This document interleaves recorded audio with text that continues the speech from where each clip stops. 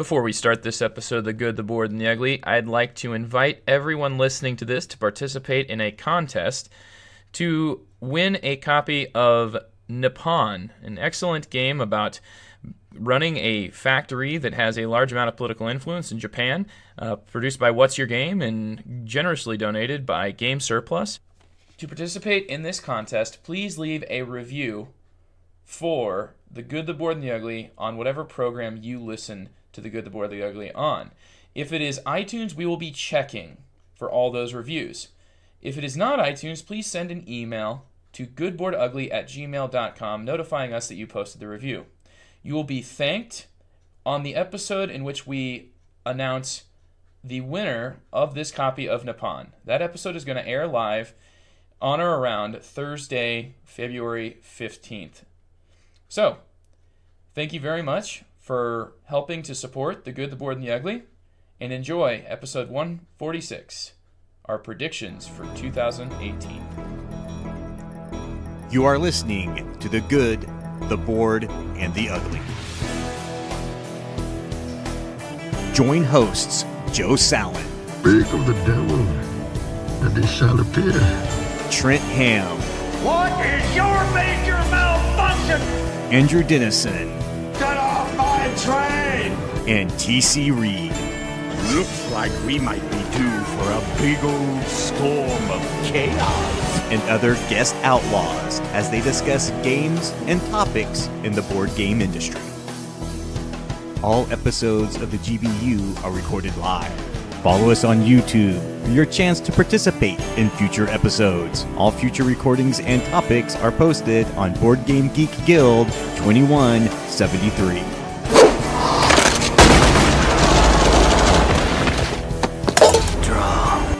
And now it's time for The Good, the Bored, and the Ugly.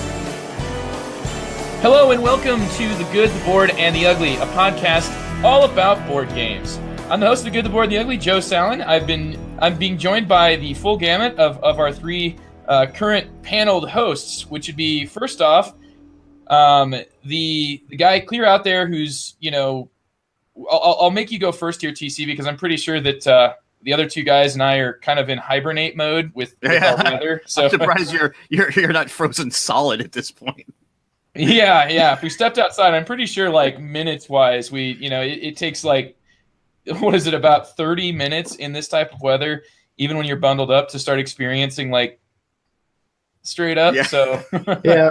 You know what I like to do is when I'm shoveling the driveway, I want to pretend like I'm the saddest, like, rebel person on Hoth who just has to shovel the driveways for the you have to shovel and make sure that big door opens and closes. You're out there like I pretend I'm that because that somewhat makes it more cool. Yeah. It's in the Wampa fodder out there to clean the gate. Go, Andy. Yeah. That's what I did. I came in. My wife's like, "So how cold is it?" I'm like, "Well, my tauntaun died." But it kept me warm. Yep. You know what the internal temperature of a tauntaun is, don't you? Lukewarm. Wow, that's bad. All right, this is TC's introduction. TC's out there. I think I'll have a better introduction than that. Well, I'm up here in the Pacific Northwest. We're at a toasty 40 degrees. It's nice up here.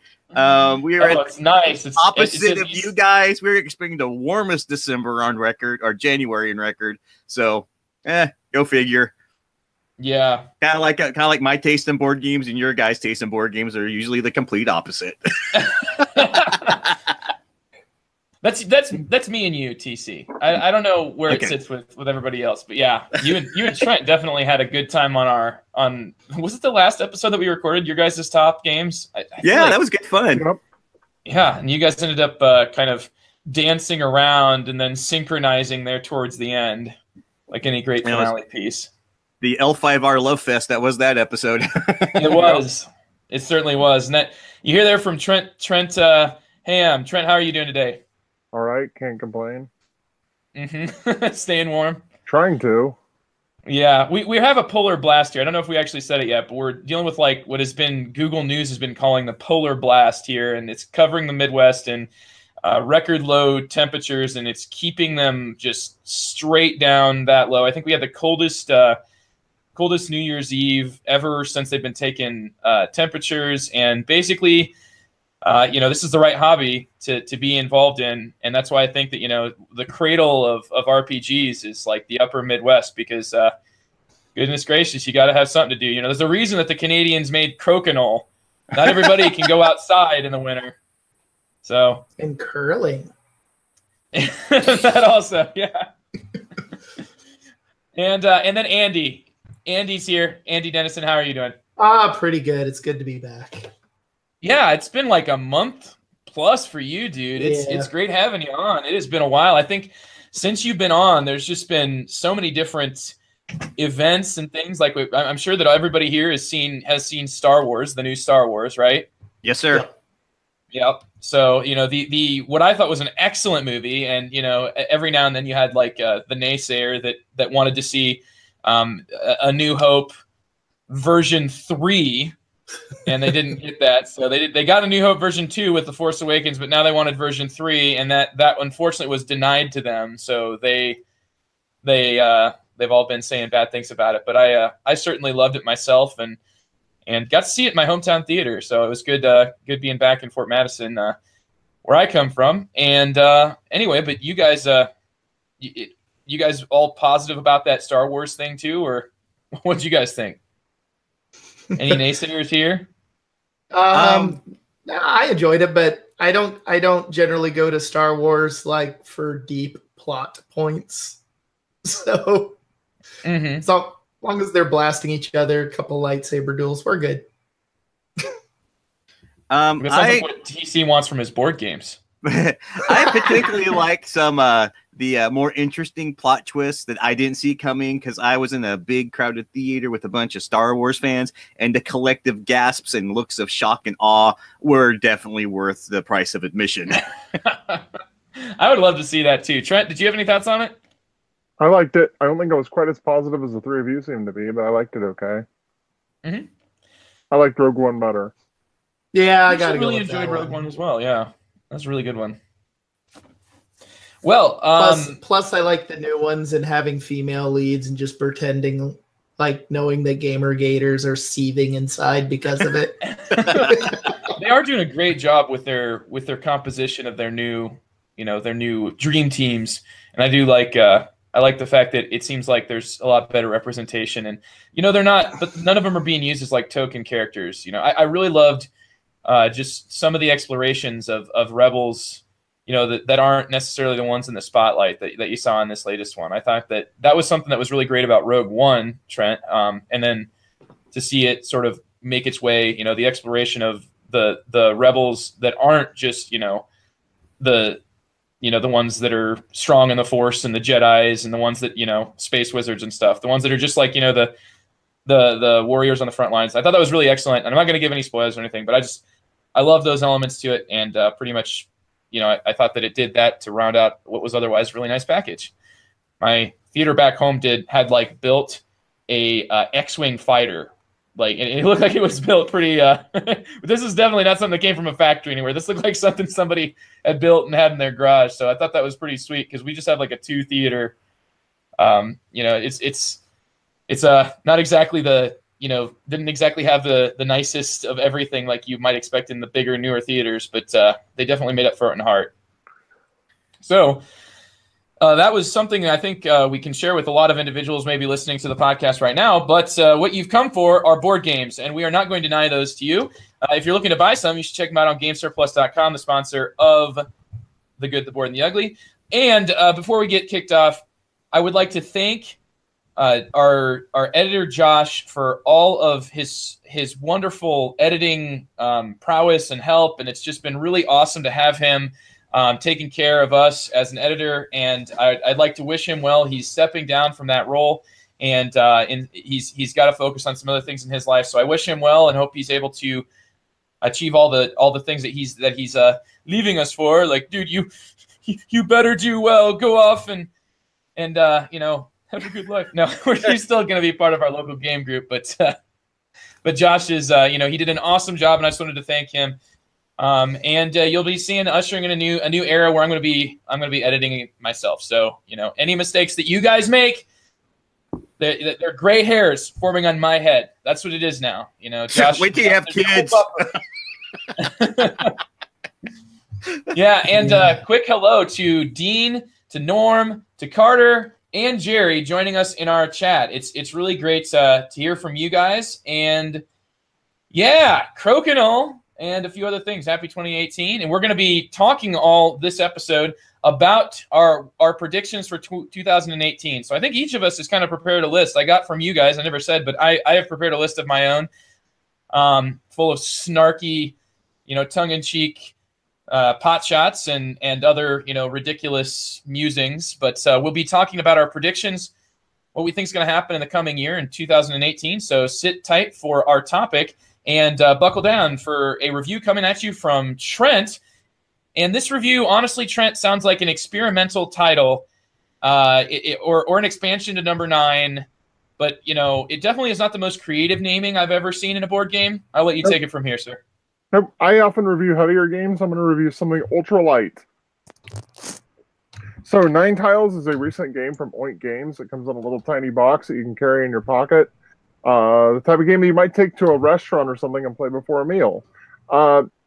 It's a game for 2 to 4 players. The way it works is that each player gets an identical set of 9 tiles. On each side of each of the tiles is a symbol. There are 6 possible symbols. Everybody's set of 9 tiles is the same. So you might have a tile that has an orange circle on one side and a green square on the other side.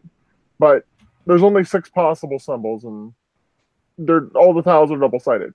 So what the way the game works is someone turns over a card in the middle of the table. The game comes with a stack of about 40 cards.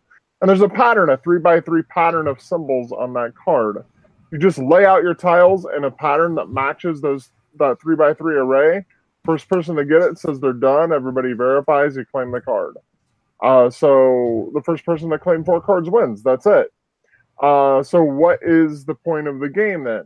The point of the game is like you're trying to flip through your tiles fast enough and flip them to both sides to figure out how you're going to make this arrangement, because they're going to be like 2 blue squares and 2 red triangles and 1 orange wedge and whatever the shapes are on that pattern. But you can't just lay down your 9 tiles and that's it. You got to flip them over and also be rearranging them.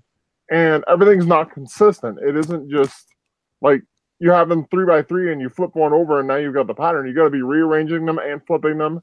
You got to be remembering what's on each side of each tile if you want to play well. There's a lot of things going on. There's a lot of different approaches to doing it. My wife and I play the game very differently. She likes to hold all 9 tiles in her hand at the start of the flip of a card and then lay them down as she goes and just lay them down in a pattern that approximates it and then start figuring out from there.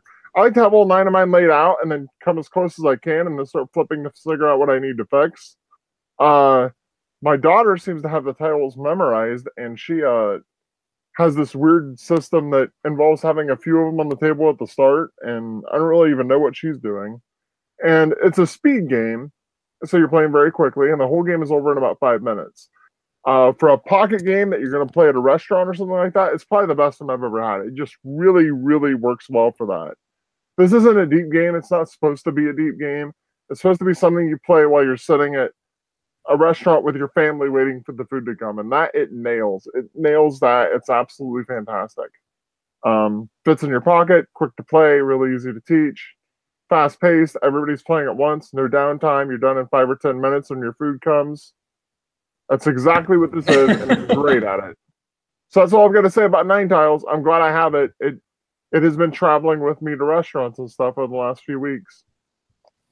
Yeah, it definitely seems like something that you got this out and taught it, and I want to say that you guys had taught the game and finished the game, and it was back inside of the box before I'd even finished setting up the board for the game we were going to play. Yeah, that's about right.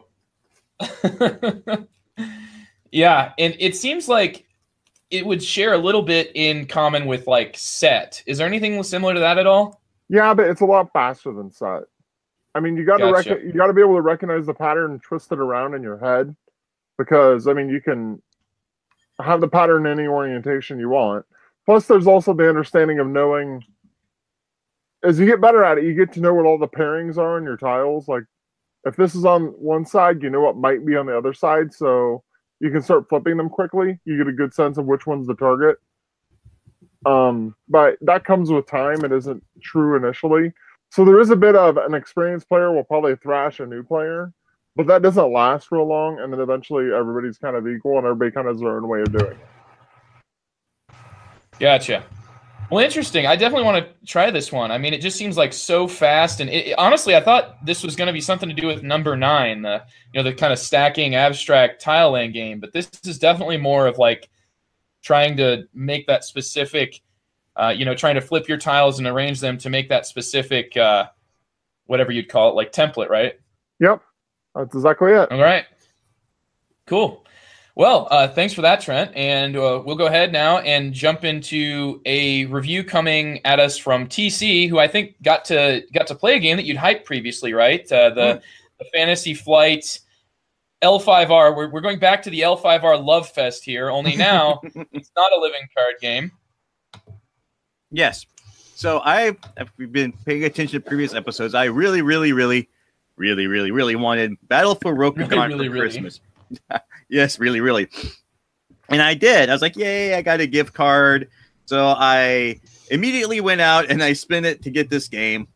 I have played it twice. Now, Battle for Rokugan is a board game set in the Legends of the Five Rings universe. So you don't need to play the card game to play the board game. It is designed by Tom Jolly and Molly Glover. And the designer really caught my attention because Tom Jolly gave me some really chaotic games in the past, most notably Wiz War, which is probably the most chaotic, freaking out-of-control game I've ever played.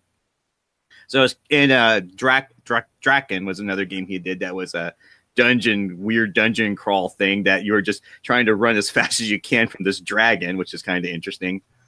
So I got it, and then me and Kate played it once to learn it, and then we played it. I played it 2-player, I've played it 4-player, and I played it 5. And it comes in this really small box. I mean, the box size is the same size that the card game comes in. And they just pack a ton of stuff in this thing. That's tiny. Yeah, I'm really actually surprised to hear that.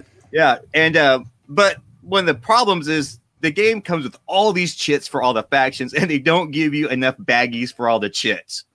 Oh, dude, it is Fantasy Flight. Come on. Come on, Fantasy Flight. I mean, jeez. I mean, it's just ridiculous. Give you a gigantic deck of cards, and they give you no bags whatsoever unless there's some sort of plastic piece that has to come in a bag. That's the only time. Like, all they do is do shipping inserts. Like, they leave it up to the player to organize the game. They do not do anything as far as that goes. They just make sure it gets to you undamaged as much as possible. So what Battle of Rokugan is boiling down to being, it's an area control game. And the way it's done is you have a little screen, and you have this pile of 27 combat chits. And each faction has 27 combat chits. And each faction has a unique power that's really simple. And so each factions are the clans. There's like Clan Unicorn, there's Clan Scorpion. If you play Legend of the Five Rings, you know all these things. Clan Dragon, Clan Lion. Even though there's more than 5 clans, it's only a 5-player game, which is kind of weird, but whatever. So you're going to be drawing 5 combat chits. You're going to put them face up, and you're going to lay them on the map face down. And everybody's going to lay them face down, and then you flip and resolve them. Now, my daughter loved this game because it's a really quick game. We played in like 45 minutes, and right off the bat, the board's small enough, you're going to be in someone's face right off the bat. It is extremely aggressive, and you're going to be battling people. My wife didn't like it because of the chit draw. Because you can get like, you can draw these chits, you're like, dude, I want to attack, but you don't have that much military. You've got like boats and like a shinobi, which can go somewhere, and maybe some bluff tokens. And she played Lion, and she never got her really strong military tokens.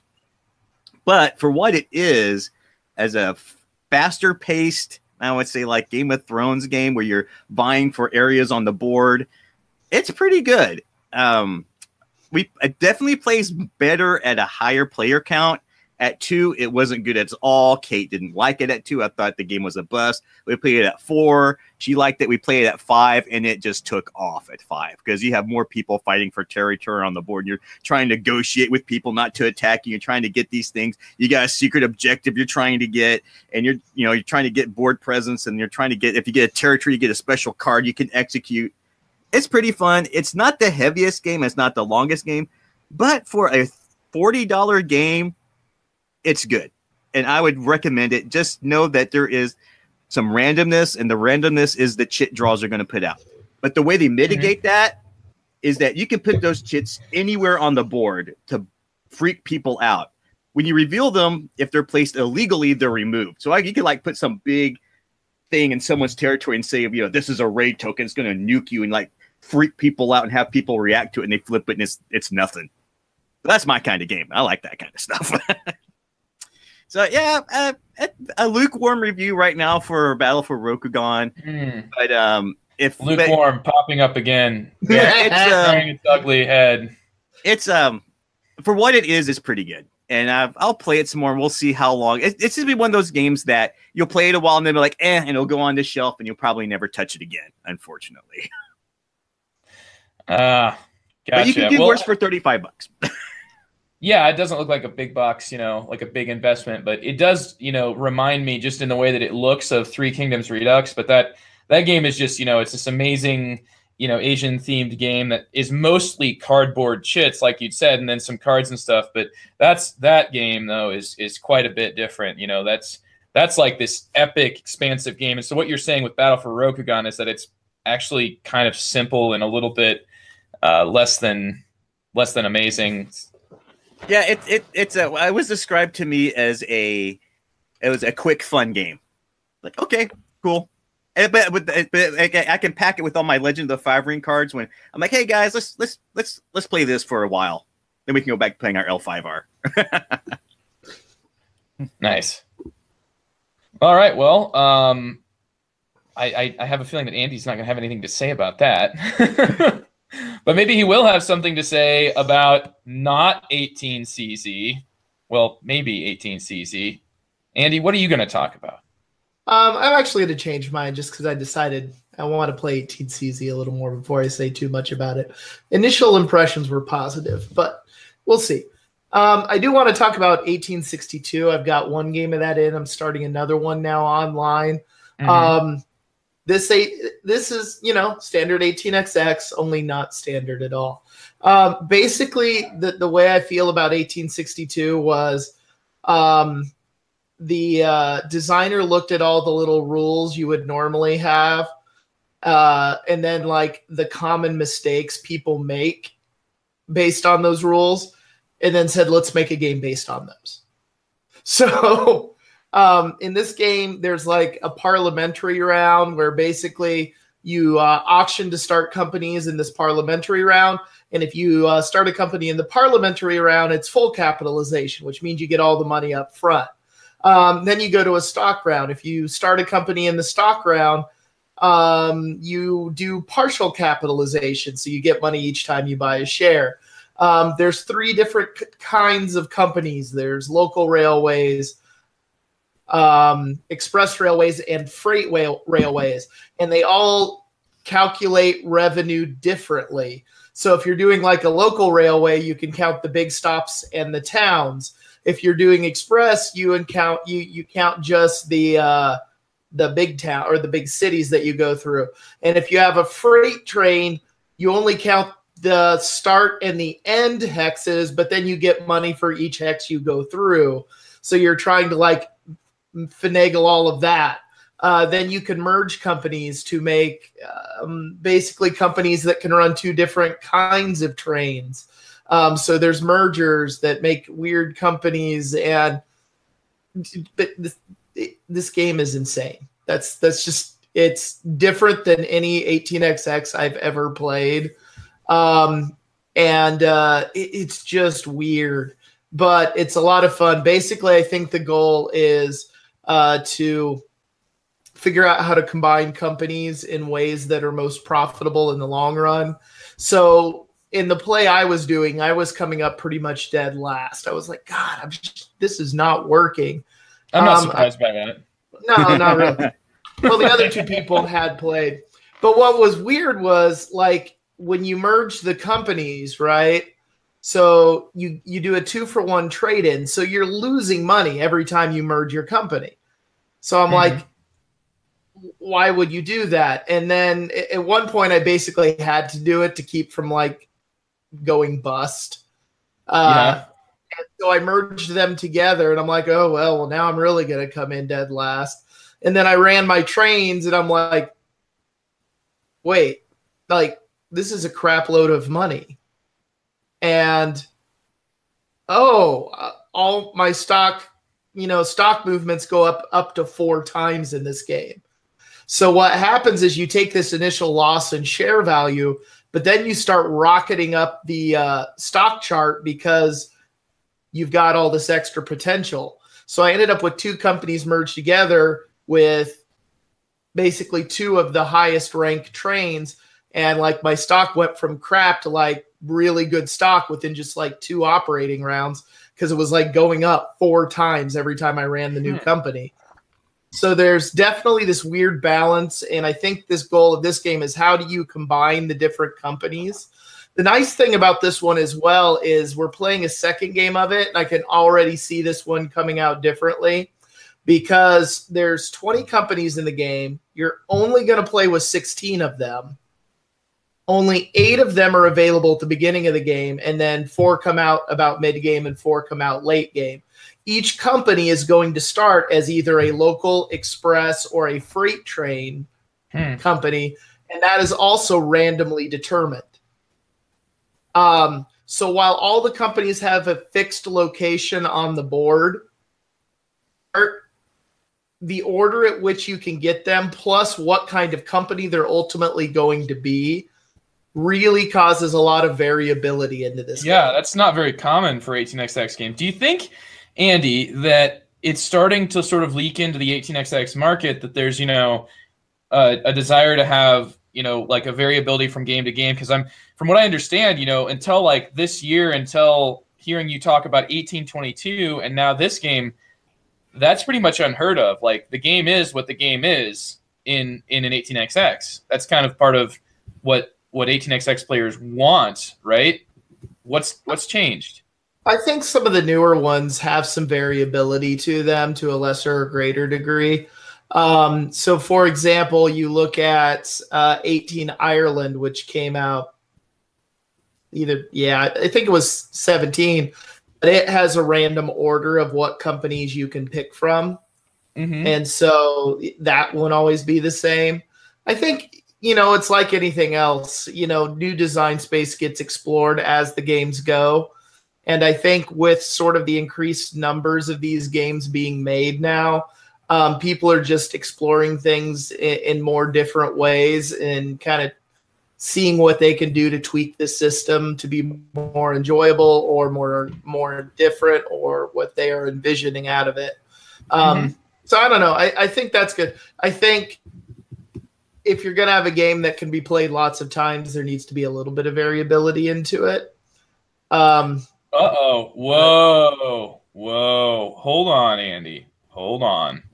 That's a pretty big statement right there. I think we should get a stenographer to make sure that one gets taken down for the record, because I am definitely going to hold on to that one. You've just given me ammo, and I appreciate it. Well, the counter argument, of course, to that is when someone goes, well, we need variability so we can play it lots of times. And my counter to that is, yeah, because who plays a board game like 20 times these days?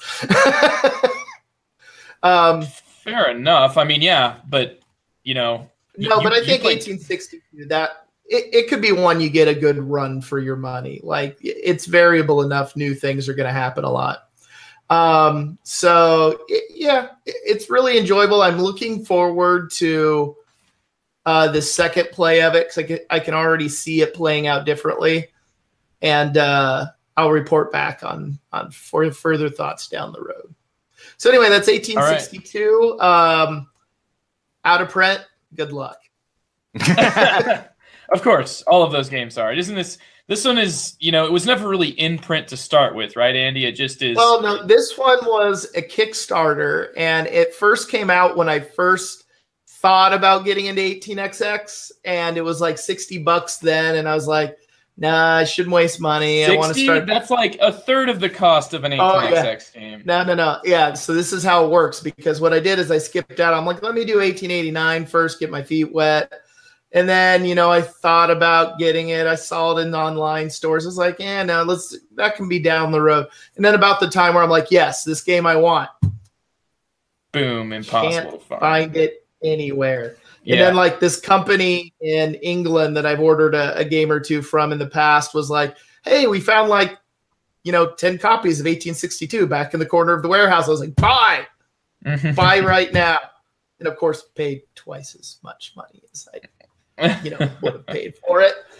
But I have it now. I want to play it. It's awesome. But it definitely falls into the category of 18xx games that take the system and just twist it on its head. So is this more of a, would you say that because you're looking at different permutations of companies and when they come out and what they are, do you think that this skews then more towards an operations style game, or is there quite a bit of stock market shenanigans that accompany it? I would say this is probably going to be more of a operations, how you combine the oddities of the companies in the best way is going to turn out for you. The stock does move down, I believe, for each share sold, maybe, or it might be once. But yeah, not a lot of stock shenanigans, I think, in this game. It's going to be basically, did you make the best decisions, and whether you got full cap, partial cap, or what kind of companies you combine together. Because in this one, you can also own 100% of your company. You can, basically sell it all off and get out of it. So yeah, it's more about how you play around with that, because the other thing with this one that's weird is the map. The map is small. You are going to be in each other's face within just a couple operating rounds.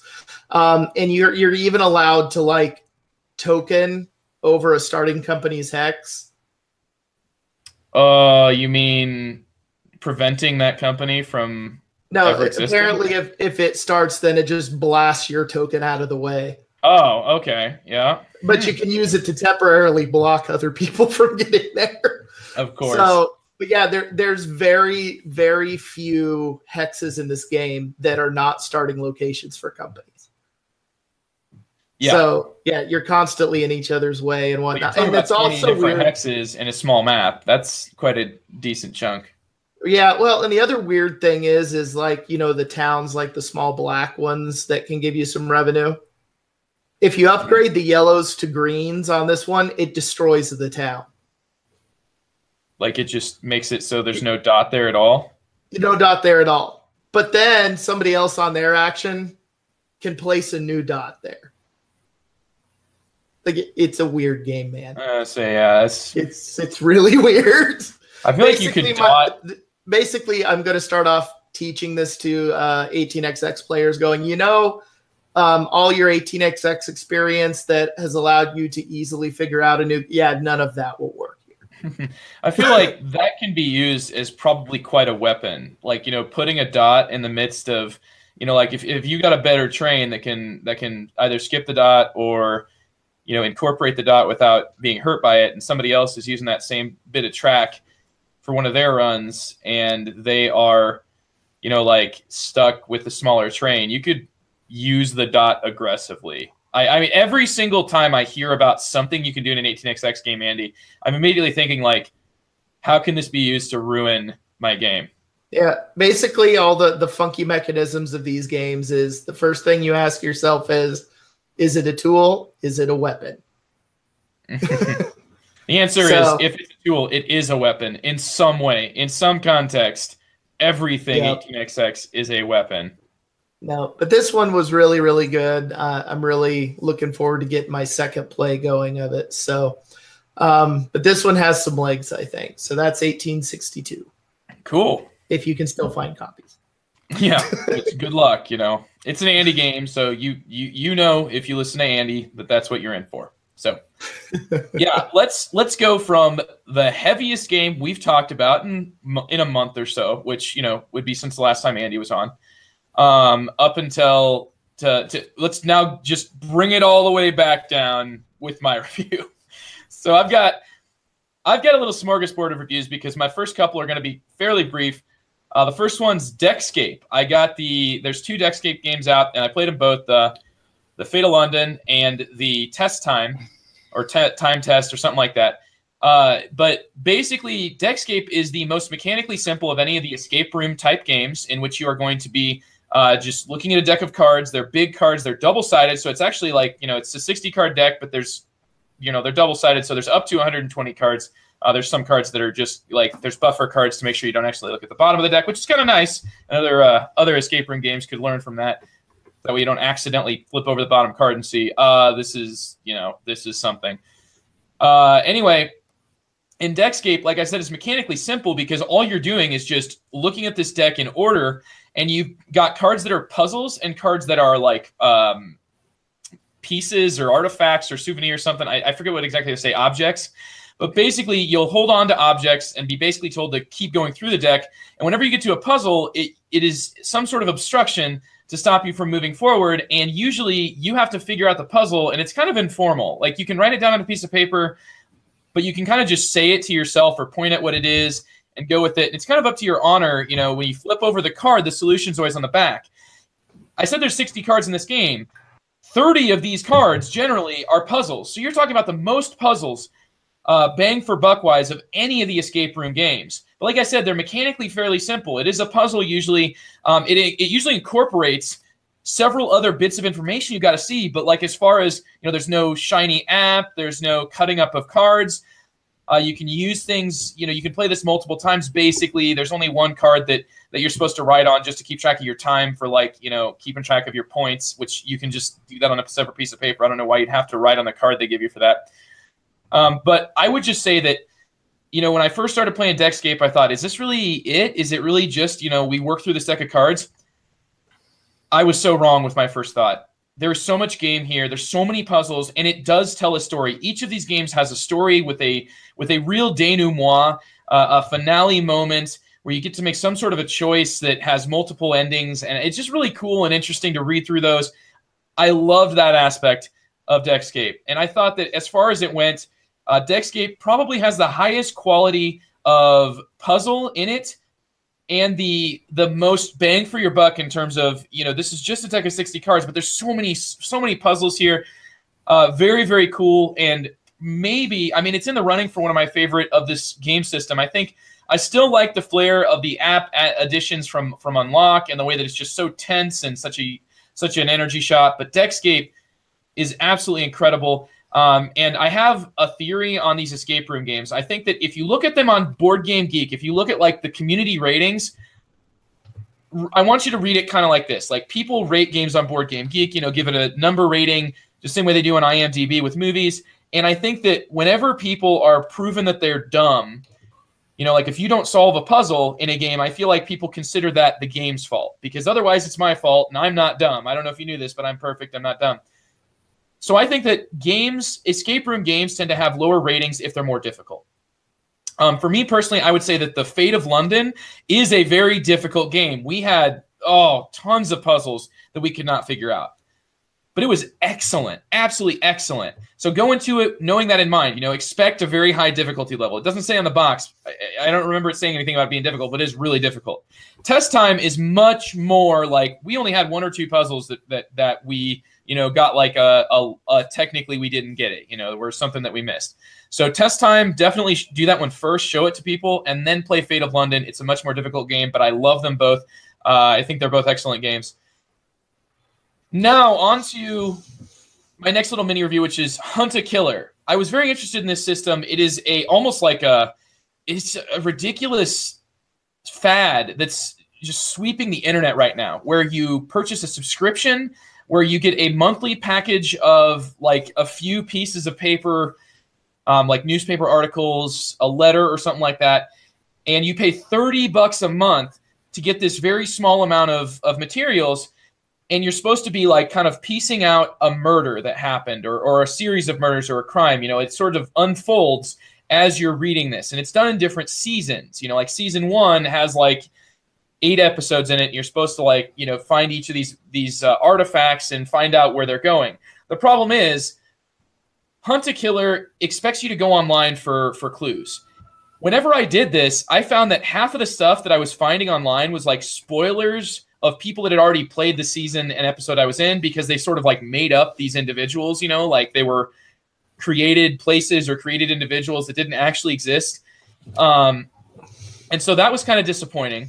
You're supposed to use like a forum online to, you know, like ask questions from other people and get hints from other people that are investigating the same thing. And that's kind of the same idea. It's just like, well, they're going to give you the spoiler if you can't figure it out. So it gave me very little to go off of. My entire group, my wife, my parents, we spent like probably 3 hours on Huntakiller, and it was one of the most ridiculously pointless experiences I can imagine I've ever had in board games. There's not any real progress made. I spent $30 and I did not get to any sort of conclusion in any way, and it didn't lead me to expect anything. All the stuff online was just saying, oh, wait till you get to episode 3, you know, you're really gonna, it really gets interesting there.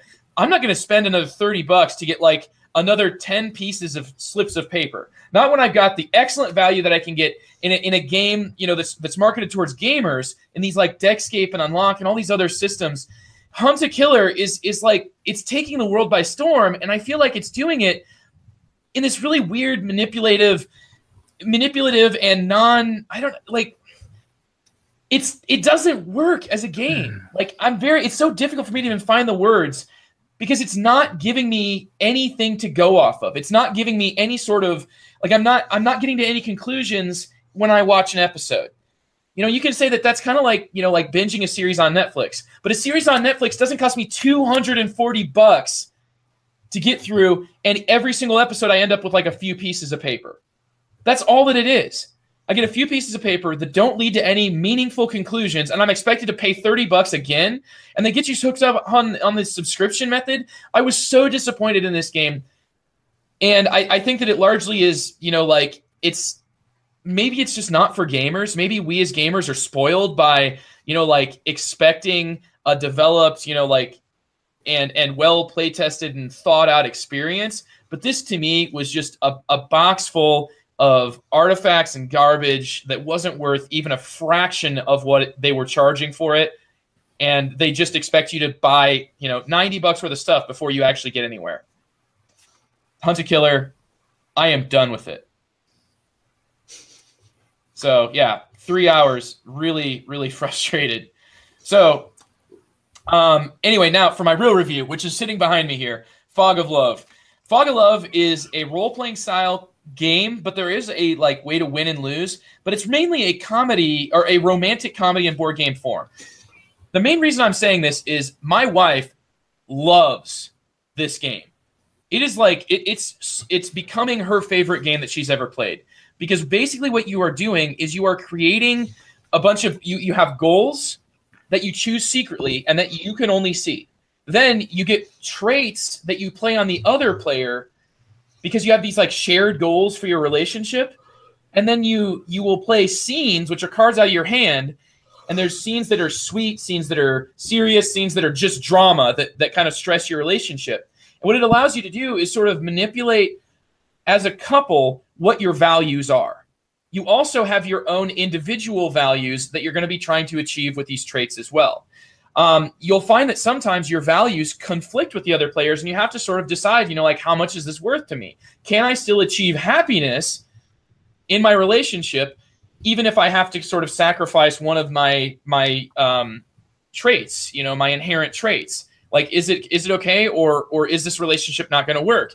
As you play through varying scenarios, which just keep adding more and more dimensions to the gameplay, you're going to start introducing bluffing, and you can actually break up. You can, like, you know, like, you're supposed to be in a relationship the whole game, and at the end, you can break up. But if you see that coming from another player, and you think that they're going to break up with you and break your heart, then you can, like, you know, play the honorable exit and be like, I'm out of this. And if they were looking to break your heart and you you ended the relationship first, then you're like the one who wins. So that adds a little bit of bluffing and, you know, like what's going to happen here. You're working towards these shared relationship goals, your own personal goals, but I haven't even got into really what attracts us about this game. And that is that it seems to have the finger on the pulse of a romantic comedy sort of experience. And that's what my wife loves. She is always looking for, you know, she watches The Bachelor, The Bachelorette. She loves these types of games. The story that the designer put in the actual rule book is like about basically the same story of me and my wife, which is like, he wants to get his wife playing games, but his wife doesn't like themes that are like fantasy or war, things like that. She wants, you know, to be talking about, you know, she loves like reading Nicholas Sparks books. She loves, you know, watching Me Before You, and you know, there's like a lot of different things that are just totally ignored in board games. I think that, and then we had Hands, which was a previous game where you couldn't really talk with each other, sort of acknowledged, you know, like that communication is really what she's looking for. You know, a game that sort of plays with communication and allows her to take on a role. And I saw my wife role-playing. I saw my wife role-playing in this game, creating a character, role-playing it out, talking about, you know, like when she read a scene, you know, she would develop a backstory for who she was and for what we were doing. And that right there is something that not only have I not seen that in this context of a romantic comedy, but I've not seen that really in any board games in a box. Like any RPG experience in a box seems to always like really skew towards dice combat and you being sort of like shoehorned into a specific storyline where you like set up scenarios and play through scenarios. This is even one of my favorite games of all time, Gloomhaven, that does this. But, you know, as far as the story goes, you're really kind of on a sort of rail. Here, you are creating this story as it goes and really creating this character, and that's the way that you communicate with your game partner. Now, I'm not recommending this game for anybody that listens to my game recommendations from a perspective of like, you know, what I love in strategy games and what I'm looking for in a regular game experience. This is something very, very different, very interesting, and exceedingly successful. There's nothing like it, and the production itself is beautiful in a way that attracts my wife. And it's like, you know, everything on it has this sort of like Paisley, looks like one of the types of like journals or notebooks or sketchbooks. Like she does a lot of adult coloring books. And this is precisely the type of art that like reminds me of those sort of, you know, designs that look kind of like a doodle, but in a really like tasteful and artsy way. This is the type of game here that you're talking about getting in Fog of Love. So if that sounds at all interesting, plus you've got different scenarios, like it eventually gets to the point where we're going to have a paranormal relationship where it's like paranormal activity in a relationship, you know, comedic, romantic comedy form. And I'm really excited to experience that. It's one of the like Kickstarter stretch goals, but let's put it like this. I expected Fog of Love to be like kind of a cheap cash-in on the idea of guys want to play games with their significant other. You know, there are guys that are trying to get their significant other into board games, and this is just a cash-in. No, this is like one of the most beautiful, fleshed out, you're talking poker chips on level of like splendor that are used to make your decisions in this game with other beautiful pieces. You actually have like a plastic container to hold all of your own player pieces that says Fog of Love on it. I mean, you're talking like a grade A, one of the best productions I've ever seen in a game. And it is absolutely not what I expected, and I am so impressed by that. So Fog of Love, if any of that sounds interesting to you, I'm not saying go out and buy it. I'm saying if that sounds interesting to you and you find yourself in a situation like that, this game delivers. It has me role-playing. So that means there's something wrong with me or there's something special about the game. Former. Spread love. Having met Carissa and seen her on several episodes, like, would she totally reject this inherently because she embraces the type of gamer culture and gamer fantasy like I don't want to say stereotypes, but tropes, right? She loves D&D. I remember her showing off the bag of D20s that you guys have. Does that mean that this for her is going to be like, nah, that's too girly? Or is she going to get into the role-playing aspect here as well? Well, I'll tell you what, if I see it on a rental shelf, I will try it out with her. My gut feeling is this is not her type of role-playing she'll want to participate in. It's only 2-player, and you're not going to be able to have the kids involved. So, I mean, that's something, that's something to consider. So it's definitely like a couple, like you could make a romantic, like a date night out of this game. And honestly, that's what it kind of feels like, it's playing a board game, but it feels like a date night. So it's like, who's getting the better end of this deal? Is it me because we're playing a board game, or is it my wife because it feels like we're on a date? Maybe it's both. I don't know what happens next. All right. The woohoo expansion. Yeah, expansion. Yeah. Okay, Andy, there are cards for that already in the game. It's like, let's say like.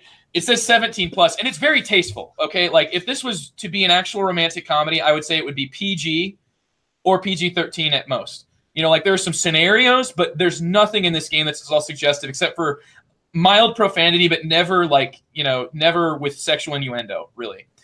But it does seem to have the finger on the pulse of people. Like, it has, like, what are we going to do with our relationship status? So I don't know if that's going to date this game. What I'm talking about is it feels very current, It has people... It has classic love scenes, that you'd imagine like running after somebody in an airport, and it has some, like the boombox scene from, the John Cusack. Who is it? What is it? Say Anything. Yes, it has that like kind of in a car. There's so many different scenes in this game that all pay homage to romantic movies. So is there like a critical failure scene where it's like Anakin and Padme in Star Wars 2? Yeah. Like sand. It gets everywhere. Fucking love. I love I'm reading the comments, man. I gotta like update people that are hearing this. The comments here have been hilarious. They're discussing like waiting for a dice combat version. Dice combat in Fog of Love. I'm in. It's the Klingon Fog of Love expansion. Oh man, yeah, that would be an interesting role-playing game. I'm sure Chris would go with that one. There already is Ferengi ones where it's like like we're our first trip to IKEA. What are we gonna buy? And you can be like, we're not buying anything. Everything affects like your qualities in these different like sort of traits. No, they're not traits. The traits are different. But they're like you've got two sides of extroversion, right? You have like the up arrow is like you're extroverted. The down arrow is like you're shy and introverted. And everything will either give you an up arrow in one thing or a down arrow in a different thing or the same thing. And it's like your different choices you want to match, or you want to get some sort of a way that's going to gel based on the scene. But at the same time, you're working on your own sort of like hidden goals, some of which are shared, some of which are individual. It's an interesting and thrilling thing. Back to the comments, though, we had some hilarious one. Fog of Love. The Netflix and chill expansion. Netflix and chill. That's a great line there. You know what that means? That's something. Yeah, I can tell that you're a teacher there because that's an interesting statement. All kinds of adult coloring books. Yes. Okay. Yeah. Adult coloring books are just they're not kids coloring books. They're generally on nicer paper. They're not okay. Moving on. Joe, you're digging yourself deeper. Joe, come back. Joe. Yeah. So anyway, that was my barrage of reviews. Thank you so much for your patience and your awesome comments that made me chuckle here. And I think. Oh, just to do a quick comment there to address what Jerry had said earlier. Thank you, Jerry, for bringing this up. I mentioned it, and then we held hands, and then I compared it to Fog of Love, but I didn't really say whether I liked it. I did not like And Then We Held Hands at all. We tried it once, and it was like really kind of like it didn't feel very much like a game I wanted to explore more. It limited your communication to like nonverbals, and I felt kind of like that was almost like so restrictive that it made the game not very engaging. And the Fog of Love is precisely the opposite. It has you digging into your creative side while at the same time playing this little game on its own. So for what it's worth, if you picked up And Then We Held Hands, I think that Fog of Love would do maybe what you were looking for, because that's kind of what it did for me, more so than that game did. Hey Outlaws, do you like buying games and playing games? Well, I'm sure you do. Luckily, you can save 10% on your favorite games that the good, the bored, and the ugly play on GameSurplus.com. That means you can play your favorite games and get 10% off of them when you become obsessed with them and want to buy it for yourself so you can continue playing until you lose your mind playing it. What do you say we play a little Bangkok Rules? During checkout of your GameSurplus.com order, enter code GoodBoardUglyPicks. That's GoodBoardUglyPicks, no spaces, not case sensitive. Enter GoodBoardUglyPicks for 10% off your podcast picks from the good, the bored, and the ugly. Let's turn from the past to the future in our topic for tonight in doing predictions for 2018. Let's go ahead and go back to, we've all got a list here that we're ready to address. And Kristen might come on to give her one prediction. So we'll oh boy. Hopefully we can have a little special guest. I'm excited. Yes, the future.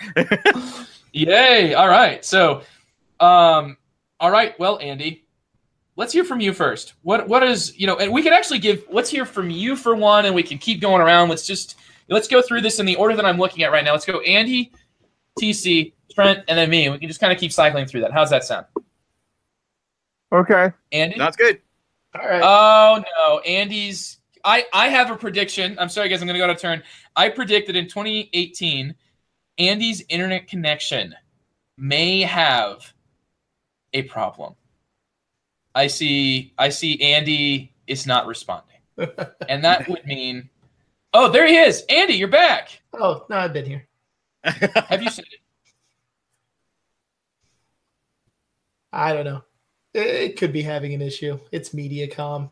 Aha. Andy is on probably a 20-second delay, I think. So, yes, Andy, you're behind us. So this is going to be a little bit interesting, man. I would have to say that, this is us speaking from the future to Andy. So, TC, why don't we skip over Andy for right now and give your prediction of the future? And you can tell Andy what it's like 20 seconds into the future, too. Sweet. 20 seconds in the future, it's still warm over here. Okay, I got some boring predictions and some crazy ones. We'll go with my boring predictions first. My prediction for 2018, after glancing over the top rankings of Board Game Geek and looking at what's topping the list right now, I predict that in 2018 we will see more board games with gentler designs with an emphasis on teamwork. Yes, it seems like most of the games out there that are skyrocketing towards the top are co-op games that aren't very difficult. Even the top-rated customizable card game is Arkham Horror, the card game, and you can dial that thing up and down as hard or as easy as you want. So my prediction is we're going to see a lot more games coming out in 2018. They're going to involve a lot of teamwork, and they're going to be not as harsh. Thoughts? I agree with that. I think I have a statement that's kind of similar to that. Yeah, and I guess I'll get to it when I do mine. But I would say that to a certain extent, I think I agree with you. I don't know if it's just going to be co-ops that are like that. I think that co-ops are kind of their own thing that I think are going to grow in popularity, separately, regardless of their difficulty. But I do think that for newer players, you want a co-op that's going to be, I think, a little bit more, I guess, have the ability to dial down the difficulty, because not everybody wants the pain, Andy. Not everybody wants it.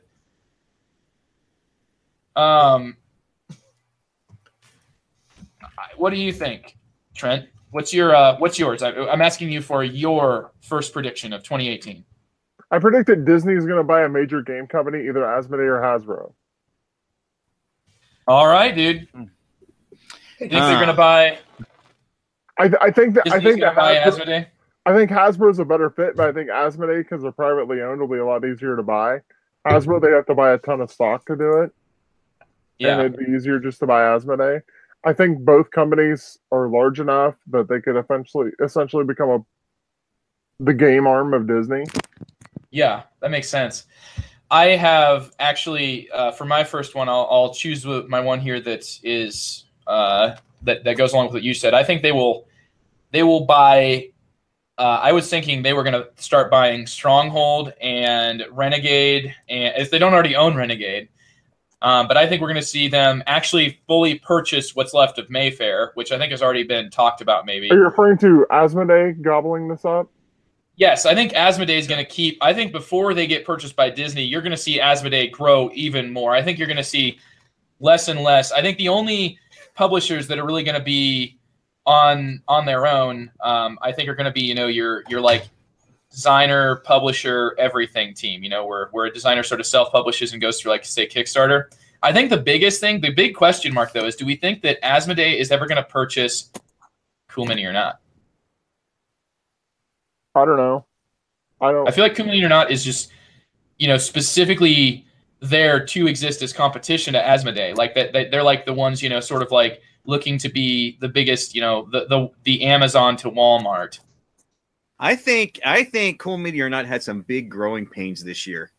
I think they went. I mean, the Godfather Corleone's Empire was supposed to be huge. I mean, that game was hyped for years before it even came out. And they even did a tabletop showcase where all these podcasters and whatnot got together to promote this thing. And it came out, and it didn't go anywhere. I mean, I think it was the wrong license to get. I think they probably paid too much for the license. I remember when EA got the Godfather license, tried to make a Godfather video game, and it didn't do well either. Yeah. So I think everything was, I don't know. I don't think, I'm willing to bet the Godfather didn't do as well for Cool Mini as they wanted it to. And getting Eric Lang on probably wasn't the end all they wanted it to be. So I don't know. I'm curious to see where Cool Mini or not goes from here. Because it looks like they're going back, because you're going to hype a game of theirs next, if I was looking at the hype list correctly. And it looks like that's going to be another Kickstarter game. Yeah. So we'll see where Cool Mini or not goes from here. It seems like this year they tried to move away from Kickstarter to get their own product out into the mass market, and it kind of fizzled on them. But that's just my perception on it. So this year would be the or not part of their name. Yeah. So the or not year. Cool Mini. Yep. It is their or not year. Yeah. All right, Andy. It sounds like you're up to speed here. You're living in the future, I guess in the present now. So why don't you give us your first prediction? Okay. I'll go with snarky first. There will be a big Kickstarter that will be overhyped and be rated in quality because there's a lot of stuff in the box coming out this year. I thought that was already. I thought it was Massive Darkness. Yeah, I profited from Massive Darkness. Nothing wrong with that. I backed it and then flipped it. Yeah. But did you play it, Trent? No. Of course you didn't. Massive Darkness falls into the category of board game names that sound much more amusing if you think of pooping. Yeah. I'm a middle school teacher. I'm immature. Mm-hmm. You mean like Kings of Aaron's theme? Yep, exactly. That's good stuff. Goodness gracious. Yeah. Yes, we've gone there. Yeah, you guys, come on. Nobody here is changing diapers right now. This is not for years, and I'm very glad I'm never going to have to do that ever again. Oh God, I made a deal with my wife that I would do every one of those if she fed the kid. Oh my God. That's awful, Andy. Like you got the crap end of that deal. No. This was much better for me. Because it was over with, done with quickly. I'm a biology major. Everything's academic. Doesn't really bother me. But, like, I have just enough obsessive-compulsive tendencies. Like, if my hands get sticky and I can't wash them quickly, there were times, like, I was shaking. And, like, I looked at my wife, and I'm like, take over if you want. How did we get here? To live. What have you done, let's get Andy? Out. Come on, Joe. Lead us out. All right. Well, with another. No, you need to lead us out here, TC. You're the one who's next in line. Okay. Well, first I want to address the Disney buying out Asmodee. If Disney was going to buy out anything at this point, I figured they'd be buying out EA after the disaster that was Star Wars Battlefront 2. You know, I looked at that. I was like, good. If Disney needs to buy anything and get a franchise back from someone, it's got to be from EA because they canceled like this amazing single player Star Wars game. and released this atrocious loot box fest that was Battlefront 2. So, but I would be curious to see because if they do their own board game company, you know they're going to yank the license away from Fantasy Flight and anybody that holds that Marvel license. So that'd be very interesting. See that, but I don't know. You know, $1 million for Disney may be chump change. They may be looking at the billions that their movies are going to make. So who knows at this point. Yeah. Well, they own like everything now. Yeah, which is scary. Yeah. Kind of like what was it, Battlefront 2 or 1? Somebody reviewed that and basically described it as a hate generator. Yeah, Battlefront 1 was DLC content purchase treadmill. And they're like, oh, we're going to fix it with Battlefront 2. And they had this loot system. We had to buy these boxes, and everyone blew up. They like posted on Reddit. It became like the most down-posted post on Reddit. So they like, and then they like said, oh, no, we're fixed. It's going to be free for now. And yeah, don't even want to get started on Star Wars video games. Anyway, it's been downhill since the X-Wing and TIE Fighter game. Oh, God, I love those games. Being the Emperor's Hand and TIE Fighter? Yeah. Okay, my second prediction. I actually looked at... I did a Trent here and started looking at what made money last year in the board game industry and the breakdown of all that. And what I found out was, as of 2016, the board game industry became a $1 billion industry. And the way they broke it down was like 305 million were the board games, 205 million were the non-collectible miniature games, and get this, guys, $750 million in the board game industry is generated from collectible games, and they included card games, dice games, and mini games. And that probably explains why Fantasy Flight went with the Star Wars Destiny route with their collectible dice game. Because I'm sure that thing made bank. Even though we talk about like, oh, it didn't go anywhere. I knew people who threw like $300 at this thing before they ended up not doing it anymore. So my prediction for 2018 is we're going to see more collectible games. I mean, I even looked, Steve Jackson's trying to get onto it with the Munchkin collectible card game. Gosh. You know, I'm seeing a lot more. WizKids, I'm sure the only reason they're still going is because of that Dice Masters collectible dice game. So either Fantasy Flight, some big name company is going to throw some kind of collectible game out there that's going to be like a 3-month trend that people are going to throw a ton of money at, and then we're going to dump it like it's nothing. Yeah, I mean, I think that you're going to see that. I think that that's kind of been the case, though, always, TC. I don't think... I mean, is there going to be a peak? You know, are you saying that there's going to be an increase in collectible games, or are we just... Yeah, because it seemed like it kind of died out for a while after the Magic collectible card game. Because remember, after Magic came out in like 91 or 92, like there was like a collectible card game for any license under the sun, and it died down. I think we're going to see it kind of start to peak up again in terms of maybe just not card games, but probably like, I mean, collectible dice games seems to be gaining traction, and I see a lot of people still doing collectible mini games, like those Hero Clicks things and stuff. So I think we're going to see a whole new trend of collectible gaming here in 2018. It's going to break us, and we're going to hate it and complain about it a lot. Collectible train games. Yeah, that'd be cool. Isn't that model training? Yeah, no, you buy packets of hex tiles.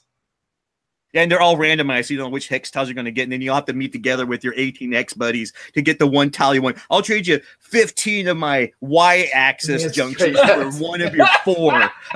You're going to buy a pack. It'll be collectible packs of track. And that'll be the 18XXCCG. No, they'll do it like the one with the dice. So there'll be track tiles and shares of stock. Yeah. That's I think that probably has about as much chance of success as my idea of an 18XX dexterity game. Or an 18's what is it? Sodor? Hodor. Yeah, 18 Sodor. 18 Sodor. Sodor. Sorry, not Hodor, Sodor. All right. Except the Thomas the Train people, they're crazy on that license, man. Yeah, you're just gonna have to convince them though, Andy. No, I read of it. Like, you know, when they did Ant-Man and like they had the Thomas the Train, like the company that owns them put them under so many restrictions. It's like Thomas cannot actively cause injury to anybody in your movie. Things like that. Yeah. Well, I would like now to move on to Trent. What is your next prediction? I predicted there's going to be a lot of people at the end of 2018 that will call Rising Sun the game of the year. Wow. So your game that you're most excited for in 2018, is that what you're saying? Or do you really think that it's going to be like a movement? No, I just think at the end of the year, you're going to see a lot of people that do like top 10 lists putting it on that list or near the top of it. All right, dude. I'm not saying necessarily I would. Okay. I'm just saying I see it on a lot of lists. That's my prediction. Yeah. Interesting. I mean, I'm excited for it. So, yeah, I don't know. I think I think it'll be a similar hit to Blood Rage, but it'll have a little bit heavier appeal. Mm-hmm. That's what I think will happen. It'll be interesting to see, man. Yeah. I struggle so much with these predictions just because I'm so much like, well, I'll have to wait and play it. But it's like that's kind of like against the idea of a prediction in general. It's like you have to, and that's why every time I would like start writing one, I would say that same thing. What do you think, TC? Are you on up to ride the Rising Sun? There is so much hype on Rising Sun. I mean, it is. I mean, it was like one of the highest. Are you not in the house of the Rising Sun then? You're not. It will definitely be. I'm going to agree with Trent on this one. It's going to be at most people's top 5. I'm going to call it top 5 right now. Do you think though that hype can do that much, or do you think that it really is already getting that much positive, like actual reviews, like substantial reviews? No, I haven't heard it. Hype can do that much. Look at Gloomhaven. Yeah. Yeah. Thanks, Trent. All right. Well, you asked for this one. My next prediction for 2018 is that Trent's going to be moving on to the newest and greatest FFG living card game. Which would you think? Conversely, TC, you're a part of this one too. TC is going to struggle to keep up with the L5R meta with all the releases, eventually get behind, resulting in him confronting the darker side of the LCG model. Do you think I'll still keep up with Arkham Horror? Arkham Horror? I think that Arkham Horror LCG. Is different. I think Arkham Horror and Lord of the Rings are different because they're inherently not competitive. Yeah, you can go back to them. They're like buying a game, that you can like without that competitive environment, the L5R, that's what it thrives on, and you have to be participating in the meta unless you've got your own sort of little side groups, that you're playing with, and that even starts to develop its own sort of meta. That's just kind of, the way that it goes. And that's like the beauty and what's interesting about it, what drives you to, do your homework outside and stuff. It's just, it's really jarring from my perspective where I'm so invested into an LCG, and just to feel like I'd have to invest so much more just to keep into it because I lost my footing during a 3-month commitment that kind of kept me out of gaming in general, which happens to me annually. And I feel like, to consider revisiting that every time the tennis season comes up and I coach that, still gives me the chills, man. It's I loved my time in that, but good grief, I still right now my feet are resting on a cooler. I love using for some reason the coolers that are soft on the outsides and stacking my games inside of it. I'm resting my feet on a cooler that's full of Game of Thrones, the card game. Cards and binders. I mean, there's $150 in there just in binders to organize the game, regardless of how much I spent on the actual cards themselves, which are more than that. So what was the cycle though? Just out of curiosity, because wasn't it for the competitive side, it was Netrunner, Game of Thrones, and now Legend of the Five Rings, or was there another one in there? Warhammer Conquest, but it's gone away. Yeah, that one died with. So what's been the spacing on those? Because that's kind of what I'm curious about. Because L5R just came out last year. It's 2 years question generally. Yeah, the L5R came out this year. Arkham Horror came out the year before that. Yeah, but Arkham Horror I kind of put to the side. I'm thinking I think you'll see a Lord of the Rings 2nd edition maybe or something. If they I could see them doing that here maybe in this upcoming year. Well, they're doing a digital implementation of it. Yeah, a big tournament at Gen Con. It seems like there's been things like that. So I was kind of wondering if it's a yearly or sort of bi-yearly thing. What do you think, Trent? You're probably the most up to date on the LCGs. Every 2 or 3 years, they introduce a new one. I think they're. I suspect they're going to have more legs with L5R because of the previously existing community and the fact that they completely own the IP. Yeah. Mm-hmm. And I think they were going to do the same with Netrunner, but they screwed it up. Hey, we'll print a cycle of just where everything's broken. That sounds completely fun. Yeah. Nice. No, it was not fun. Trent's already pitching the Tuesdays with Maury living card game. Yeah, that'd be great. That's my pick for Game of the Year 2018 right now. Like, you think it's going to be Rising Sun? I think we're going to pull something off here, guys, with our Tuesdays with Maury idea. I think we're going to get there. So, let's move on to another prediction from Andy. Andy's given us some salt. Do you have any sugar? Yeah, actually, this might be a little pushing it, but I'm going to see. I think there's going to be major publishers publishing 18xx titles. Okay. Because I know GMT is, but I'm talking beyond GMT. I mean, Mayfair has in the past. I mean, it wouldn't be unheard of, and people have been kind of critical of those versions, but there definitely, is some of those games that have.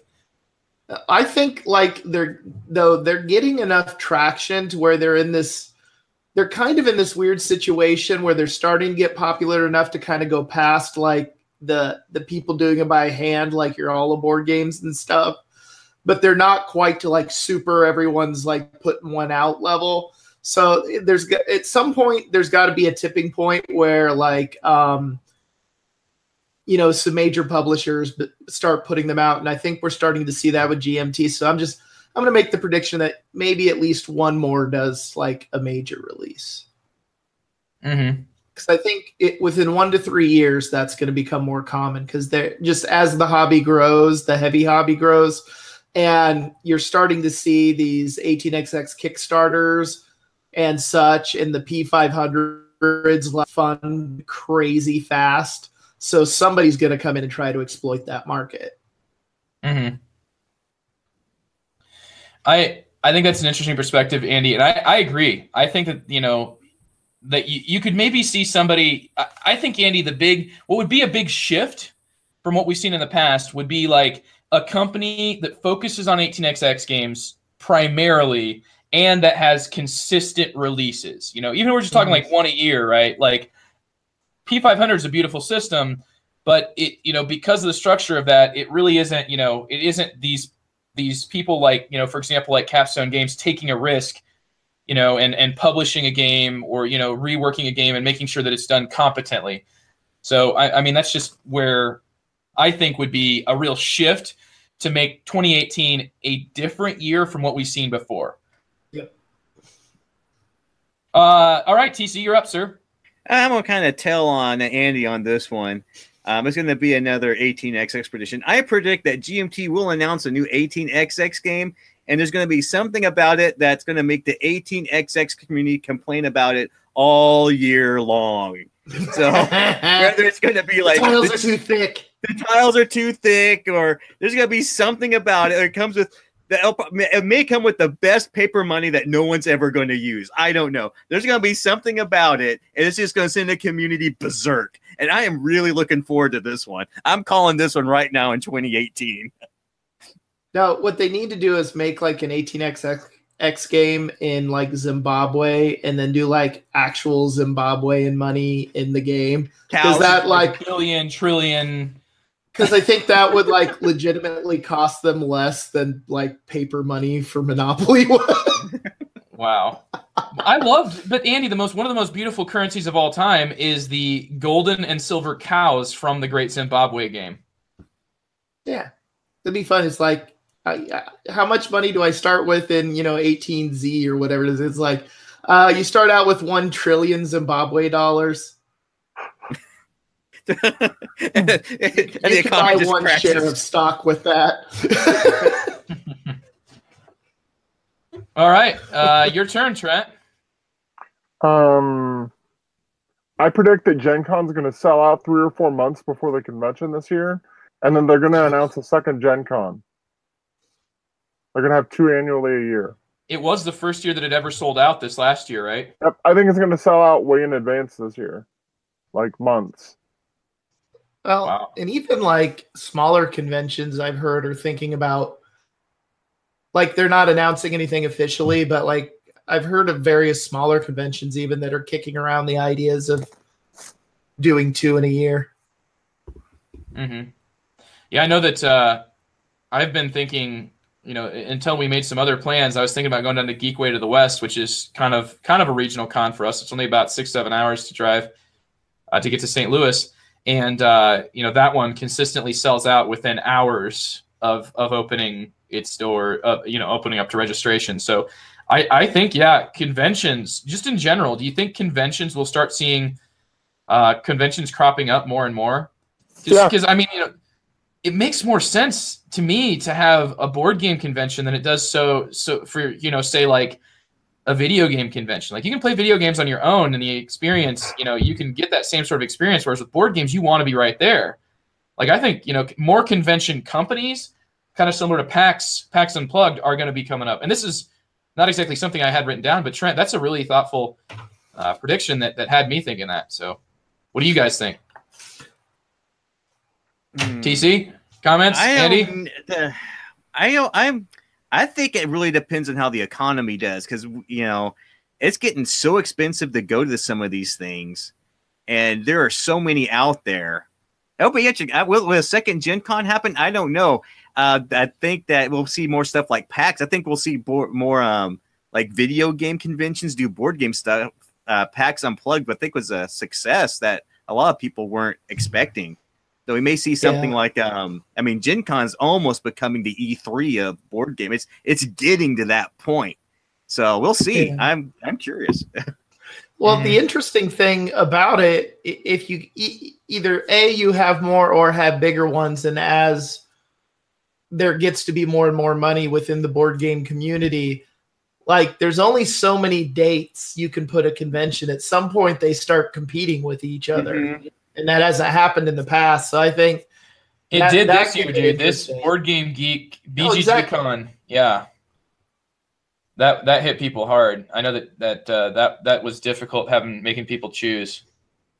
Yeah, and if you put a second Gen Con or a second this or that, like there's not all that many convenient days that you would put one that. Basically, there will have to be more competition for getting people at some point. If they start doing that. And I don't know if it'll be like cheaper to get there. I don't know, but it's gonna. There's gonna be more board game conventions. It'll just be interesting how they all compete with each other at some point. Mm-hmm. For sure. I think that we're gonna see, as a prediction, a further increase in even more companies producing the sort of consumable or non-replayable games like Legacy and Escape Room.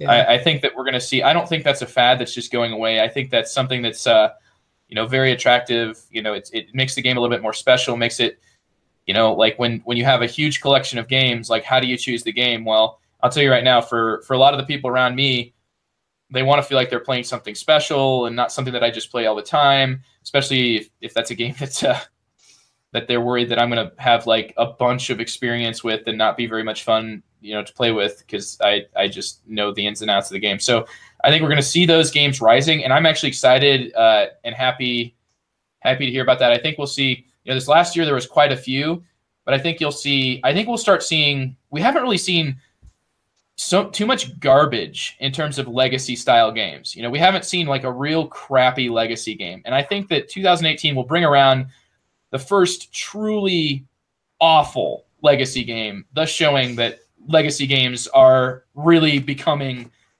big and a staple. You know, until you've got a terrible game in your genre, it's not even a genre. I think probably, though, the disposable game in the sense of not necessarily legacy ones, but like escape room ones or similar to that will probably gain in popularity because, you know, at some point, as more and more and more games keep coming out, at some point you hit sort of your saturation point of which, you know, you're like, I don't need another game that does these mechanisms or something, where if it's a disposable game, Yeah, no, played it. Okay, it's gone. Chuck it in the trash. I don't know. Part of the environmentalist in me is weeping at that thought. Well, I mean, so many of these can be passed from one player to another. It's just I can never play it again, you know. So it's kind of like a book, you know. Do you cry every time a book gets made, Andy? Because it's kind of the same idea in that case. Yeah, but I think those will probably come up more because I think it's something that. Do you print things on paper, Andy, for your class? Print things on paper? Andy. Yeah, it's fun. All right, you're worse than me. You're worse than me. And you can claim to be an environmentalist or at least have a small one living inside you. Yeah.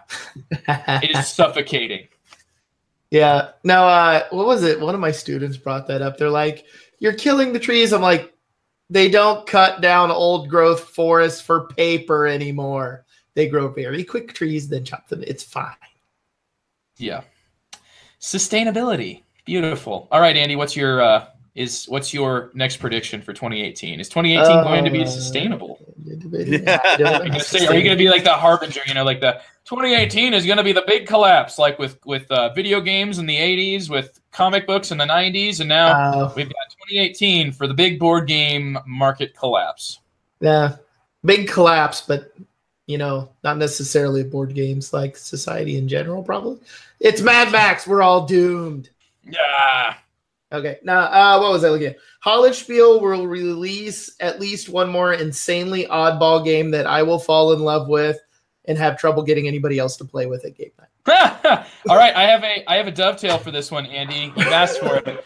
My prediction for 2018 is that 4X will raise Hollenspiel to a new critical mass, thus forcing Andy to focus his attention on a new publisher that prints pieces on a Xerox from the 1990s. I wrote all that a long time ago before we ever started talking about printing. But yeah, you're going to have to move on to a company that literally puts in a box a bunch of printer paper that's poorly printed, that even has, like, you know, all the, you know, the from the light hitting at the wrong angle, and you can barely read it, and the letters look like huge, and the contrast is way up. Yeah. And Andy's going to fall in love because he has to basically make the whole game himself. They'll have people like me write the rule book so nobody can understand it. Yeah. It will have misspellings of any homonym in the English language will be misspelled, because at that point, Andy, I think you know how to spell those words. You just like choose to rebel against the dictionary. Like, screw that, man. Like, I'm not going to use the correct spelling of 4. Like, we're gonna put an E at the end of 4 every single time because that's the least common one. Yeah, my wife really regrets that she taught me what Middle English was in history. So I like misspell. You can just spell how you want. Yeah, exactly. I just like misspell something. She's like, "You misspelled that." I'm like, Middle English. You went on? Yeah, before the dawn of a dictionary that actually regulated a language, Andy. Unfortunately, you're missing out on a few key points in the development of the English language. Yep. All right. So I gave my little addition to Andy. It looks there, TC, like you might have a special guest here joining us to tell us her. Hey, Carissa. Hi. Hey. Can you Welcome. hear me? What is? Yeah, I can hear you. Kind of quiet. You might want to get a little bit closer for those folks that are, you know, not wanting to turn it all the way up and then have my voice blast them out of their car seat. So, what's your prediction for 2018? Okay, so my predictions are personal. I haven't done this before. TC. Hey, I left it up to her. By the way, hey, Carissa, you got to check this game out right here behind me, Fog of Love. Anyway, go ahead. What are the personal predictions? So my main game group will, in 2018, finish Seafall. Seafall. Yep. You did take a blood oath. Yes, I did. As we often remind each other with what we do, gifts of flame when somebody says they can't make it. It gets ugly. So my other prediction is that in 2018, my other game group will not yet complete Pandemic Legacy. Season 1. Season 1. Yeah, we just actually completed season 1 May, and I've got it now playing with my gamers group at school. And we won. They succeeded in May. Wow. Oddly enough. So yeah, and I'm telling them, like, guys, we just, every week, this is what I'm going to push for, because I really want to see where this goes. And so, yeah, well, hopefully in 2018, my game group, my school gamers will get there, because I'm not going to buy season 2 until we finish season 1. Oh yeah. That's what I've said too. Foot down. Yeah. So, I already looked at the back of the box for season 2, and I already feel like I spoiled the whole thing. We started season 1 not long after it came out, so we've been working on it for a while. Yeah, that's a long time. You had that game like 2 years. I know, right? And we're only we finally made it to September. Yay! Nice. So congrats on getting September. We're not quite there yet, but we're working on it. I actually got one of my students here in our live chat who's unfortunately couldn't make it to today's game. Sounds like he's crying himself over there. It's all right. It's all right, Carter. You'll make it on the next one, man. Help me push for it, though, buddy. I need you. All right. Yeah, we don't want to turn into them. You see that? You see how they're talking about Pandemic Legacy still not getting finished? Not going to be us. We're gonna be strong. We're going to persevere. Yes, do. Yeah. I'd like to finish it, but I don't have as many hopes for that one. But Seafall, definitely. So anyway, I've got to get back to getting the kids to bed. But I wanted to pop on and say hi. Yeah, it's good to hear from you, Carissa. Thanks for sharing. Yeah, you guys have fun. Take care.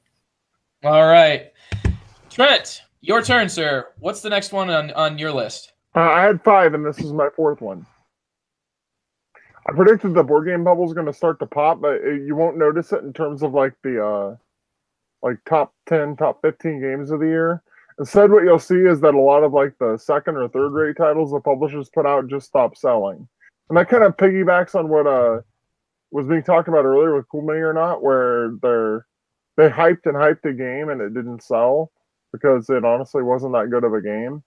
Yeah. I think that's just going to be happening more and more and more. You're going to see a lot of Kickstarters that would have succeeded a couple of years ago not making it. You're going to see a lot of like the top 2 or 3 titles from a publisher will do really well, but like the ones further down the line won't do well at all. I think that's going to start happening this year. Quality control. I think that's an interesting, you're going to be the harbinger here, Trent. And I understand where you're coming at it from, because it's not, it's still going to be like these big games are going to sell a ton, and they're going to sell even more probably than they would have before, right? Because there's more folks in the hobby, and, the things that rise to the top are going to be purchased by more. But yeah, I feel myself being less swayed by hype already. So maybe if that's any indicator. Well, and I think that's interesting too, because I think that's why you're starting to see a lot of growth in sort of my oddball corners of the hobby, because it's I think it's kind of like regions people are escaping to from the 20 medium euros that came out. They're like, oh, another, what else is out there? And so I don't know, you're starting to see a lot of these weird boutique publishers like Hollandspiel having way more success than they ever predicted in games that by all rights should not do well. Like 4X. I mean, why would that do well other than just there's some weird, as people get into the hobby, they're moving into these oddball corners, I think, when they get kind of bored with a lot of the same old. Yeah, I don't know if I am with you there, Andy. I think that it depends on what you're looking for. I think honestly that it's like kind of a dangling carrot that chases that people chase into that corner. I think that that it does sound like if you play, there's one really interesting and I think almost addictive feeling that you can get in playing a board game, and that's when you introduce a group of people to something that they've never experienced before. And that type of thing, that sort of I get to be the first one to do this. And I feel like, when you're in a game group that's already established and you're just showing them, this year's new Euro, it's not the same as when you're showing them something that just, they have no other way of getting a hold of. And I feel kind of like that's why, that's what chases people to that side of the hobby. I think that, if that's what you're chasing after, then like I said, dude, I think that, Hollandspiel, if it hits a critical mass, is eventually going to be like, is it going to be interesting to if you're looking to, introduce people to something totally new or be in a totally different and unique niche. Mm-hmm. I've been wanting to talk to Trent about this, and I'm hoping this would come up. I think it's going to come down to oversaturation of the market, and I don't know if we're there yet or not. It's weird because if I grew up through the video game crash of the 80s, and a big factor in that was the rise of computer gaming. What was it? The Commodore 64, the Texas Instruments, the TR-80, I think it was. The fact that Atari made like a bazillion copies of E.T. and Pac-Man that they couldn't sell and had to get shipped back. So are we there yet? I don't know. I think Carmen's, is listening to this. He'd probably be more able to speak to this than I ever could. But man, I think I'll agree with the Trent that I think we're on the cusp of it. And I think what has to happen first is that Asmodee has to buy a lot more stuff, and then a lot more games have to not be doing well. And then Asmodee is going to say, hey, if you're going to be part of our company, you've got to make X amount of dollars. So you may need to make these type of games that are going to sell. At that point, we may see a saturation of the market of the same type of games that might, the same type of games that should sell that are not going to. And then you'll be stuck with a huge inventory of stuff that's not moving anywhere, because if you're in retail, that warehouse or even space on the shelf is money that you cannot be sitting on. It has to move somewhere. You can't hold on to something in the warehouse. You have to blow it out as cheap as you can, and you can't have it in the store if it's not selling. I think we're going to have to, I think it might start here, but it'll be interesting to see if it trends there, because I think a lot of the relief that's coming against this is we still have Kickstarter that lets interesting designs get out. We have like Hollandspiel, which still publishes unique games. And we still have GMT, which they don't care about the gaming trends. They just care about what they can get 500 orders or whatever it is now of games people want to play that are in a very, very, very specific niche. I think with me and Andy, we're going to be playing our games no matter what, because we've got these weird companies that are going to support us. I'm curious overall where it's going to head. I think that, for new companies to do well, they're going to have to be striking at a niche more. If you look at Capstone Games over the last year, they came out with Arkwright and then just hit the right place at the right time. Mm-hmm. And then we're pumping out game after game after game. I don't think you could start a new board game publishing company that predominantly specializes in midweight Euros. Not anymore. Not with the Essen dump that happens every year. I don't know, dude. I don't think I don't just see midweight Euros as being this, this sort of, vast No, what I'm saying is that there's plenty of companies that do that and they do it really well. So you as an independent publisher, you can't compete with an Asmodee. I think, dude, that you'll see a great game, regardless of where it falls, a great game that really pleases people that are looking, for, just interesting gameplay, or, that delivers on one of the aspects of fun that we've talked about before. I think those, regardless of where you categorize them, are going to sell. And I think they're going to rise to the top. I don't think that, I think that a lot of board games still spread by word of mouth. In essence, this podcast itself is still spreading things by word of mouth, talking about our experiences. And I think that, especially with board games, they spread by word of mouth because people buy them and then people play them with other people. And then those people now want to buy them if they like them. I don't think that it's just not everybody's shutting doors like you, Andy. Not everybody is saying what is it? A midweight Euro pass without having at least tried it. They hear people say that it's a great game and then they're willing to play it because, they're friends with this person, so they may as well play it, and then they like it. I'm not really so much saying that the midweight Euros themselves are going to stop selling. It's just that bigger companies will know what does sell well, and that is your light to medium weight games, because they're more appealing to a vaster, bigger audience. And so I think those kind of companies are going to buy up those designs and sell them. It's going to be really hard for a one-man company to have just their one game that is of the variety that's quite popular. I think those people who are going to publish those games are going to shop them to the bigger companies that want to publish those games. What I'm saying is I'm not crapping on it. I'm just saying that I don't think you're going to see a lot of like small independent companies catering to that part of the board game market as much going forward, because that's what the big people are going to be doing, and you just can't compete with them. Mm-hmm. I think that to bring it back to where Trent was saying, I really agree. Yeah, no, I agree with where you're going with it, Andy. I just would make a distinction between, like, I don't think you're going to see companies that are just picking up a game so that they can have a game in their collection that is X themed, Like, yeah, no, that's not where I was going with that. There's something that needs to be distinguishing about these games. And I do feel like until now, a lot of game companies have exploded onto the market with a successful game and then have, like, sort of built a brand to the point where people are just willing to buy a game from them because it, has their mark on the box.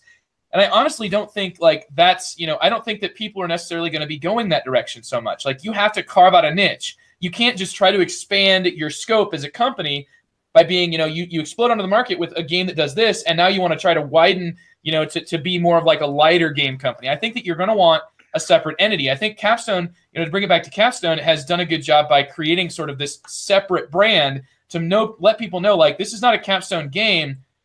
Simply Complex is what makes the Climbers. So, like, it's a separate thing. We use them a lot, but Carmen, who knows an awful lot about the industry, definitely a lot more than I do, has mentioned Renegade Games, which has exploded with predominantly midweight Euros.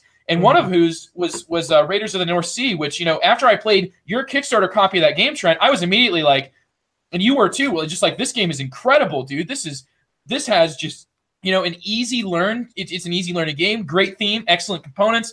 Everything about this game is a home run. And then it got nominated for the Spiel, and now it's in Renegade's collection, and it's selling well. I mean, you're talking like it just needs to be a great game to do better. And I think that what Trent said is what I would go by, that, these B-rate titles are the ones that, like, where they might have a following, but it's a cult following at most, and I'm not talking about your boutique publishers, Andy.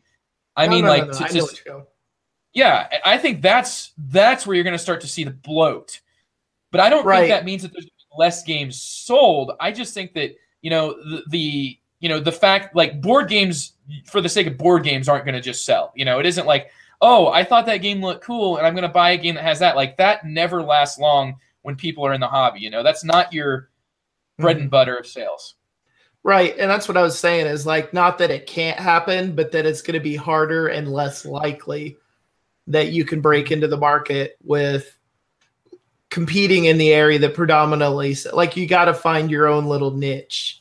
That I think that's going to be a bigger key to the success of new companies than it is trying to compete with Asmodee in the realms where they do well or Cool Mini or not.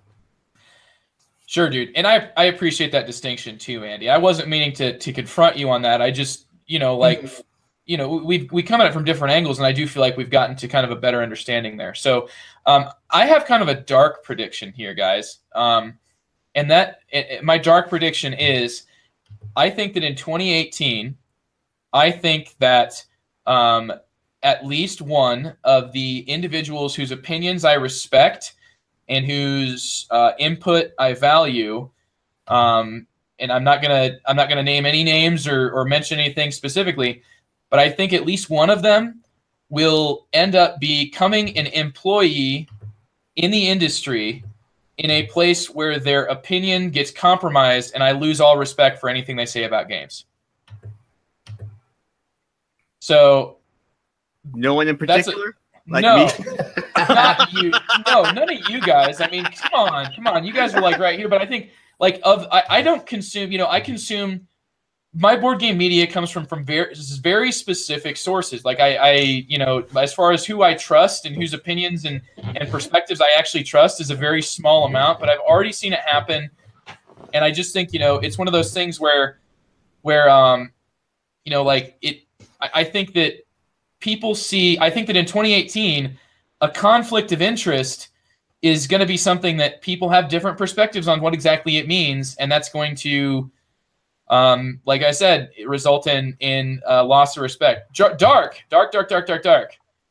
But you know, I've seen it happen once, and I expect it to happen again. Huh. Well, yeah. Maybe it'll be when I look in the mirror. How can I phrase this? No, there was I agree with you on this one because I see. I'm just gonna say it. I mean, if you look at the biggest network out there, Dice Tower. Let's say that, and you look at their video reviews. Do you know how many seal of approvals they gave out this year? I lost count in triple digits. Okay. Really? So yeah, I mean, so objective reviews in board gaming is becoming more and more infrequent, and a lot of that has to do with wanting to get on the good side of publishers and whatnot, or get in the industry and stuff. Who else did it? Undead Viking did it when he got hired by Tasty Minstrel Games. Mm-hmm. And I do agree. I do see this trend going. Well, first, I filter all my stuff anyway, and I take most everything I hear with the grain of salt so I can actually get my hands on something and see what it is. I'll be honest, you three guys here, I'll play just about anything you recommend over anything I hear over the internet. Just because I trust your guys. Like 4X, I would have blown off as nothing. But I would have given that a shot. Import Export was another one I think you guys were talking about that I didn't hear about. So I think we'll see people become a lot more selective, possibly.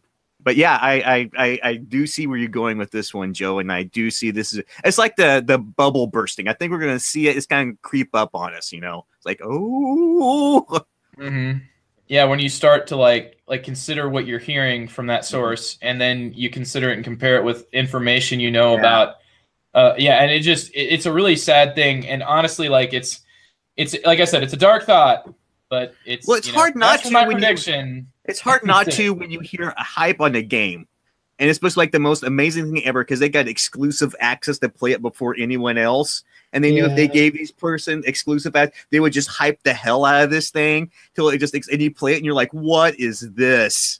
What is going on? You know, and there's been a few games this year that have done that. Godfather, you know, I'm.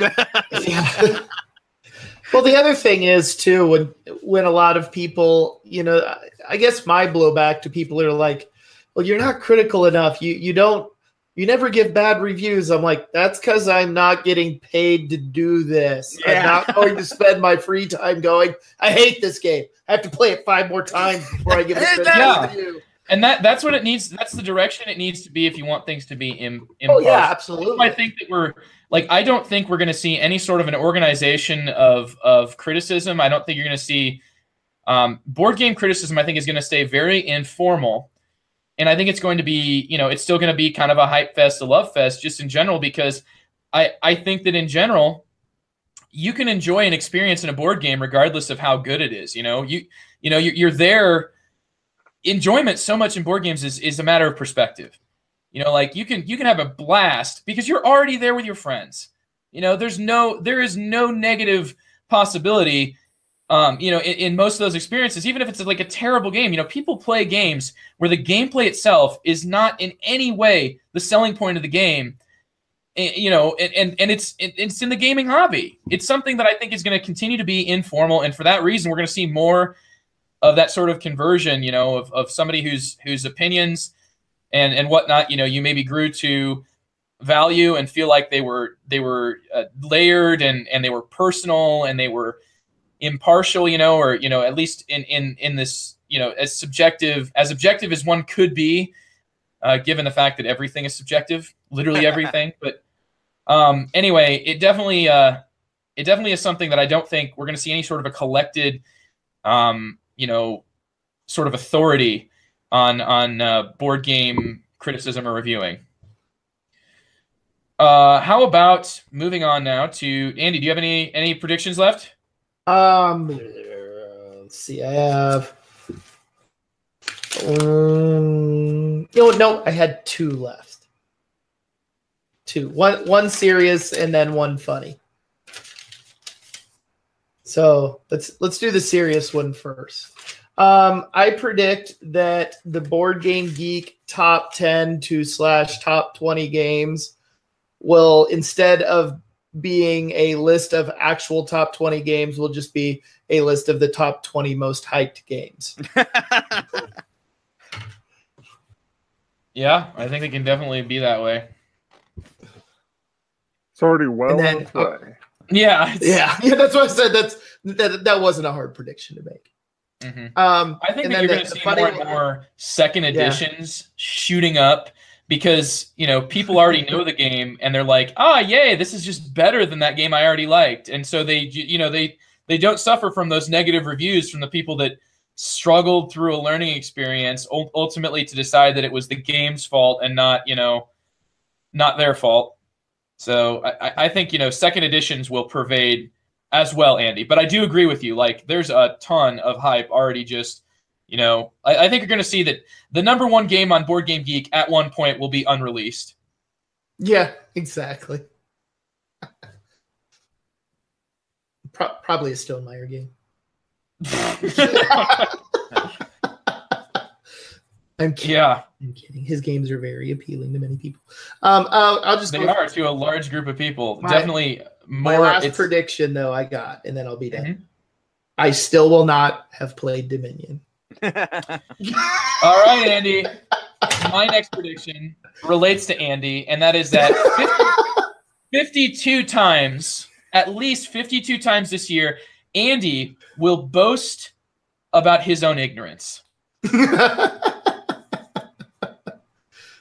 I'm a science person. We boast about not knowing things all the time. All right.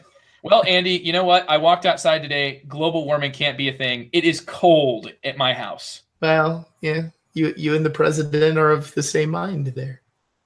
All right. So are you about board games. Boom! Anybody else have anything to say about Andy's Dominion challenge life?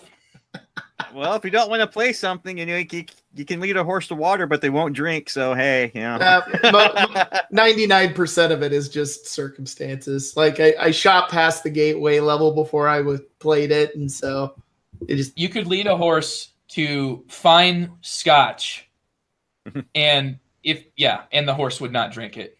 Yeah. Sorry, TC. Just needed to read. And to be fair, I think Joe and I did try to play it once online, and then everything in the server died, so it never happened. I mean, it's a curse that's following you around. Well, exactly. Andy, I think you've missed this, dude. What I got for Christmas from Caroline was a giant box to organize all of my Dominion. I have literally spent almost as much money on organization. I also got all these dividers. So it was my big Christmas present from her was Dominion dividers in a Dominion box where I can carry it all in one box. Which means, Andy, that for your 2018 prediction to come true, I have stacked it against your favor significantly by making it possible for me to now carry around all of Dominion at once, meaning I can actually push Dominion. I never wanted to play Dominion when it was just I had to bring my boxes for specific expansions, but now it's all in one spot. It's all well organized. Everything about the experience is refined. Andy, here I come. Okay. I'm just going to buy the gold cards. That's fine. You'll at least have played it, and then you'll stop saying that. Then it'll be like, did we play Dominion, or was it Star Realms or Ascension? I don't even remember. Oh gosh! Man, Okay, guys, I got some personal predictions. You ready? Okay, and I hope these people are still online because I'm going to be mentioning some people here. So my first prediction for people who listen and for my friends on the podcast. My first one's the Carmen. This is my prediction for Carmen for 2018. Carmen in 2018 is going to play some game. He's going to hate said game. He is going to want to burn said game to the ground. Said game will be the top selling game at Game Surplus, and you'll have to sell a ton of copies of it. So every time he sells a copy of this game, a little piece of him will die. So that is my prediction for Carmen at Game Surplus. Take your pick of a game. maybe it's Munchkin the collectible card game. I don't know, but that's my prediction. It will be as if Trent is a board game store owner and has to sell copies of Hunger Game Trading Days.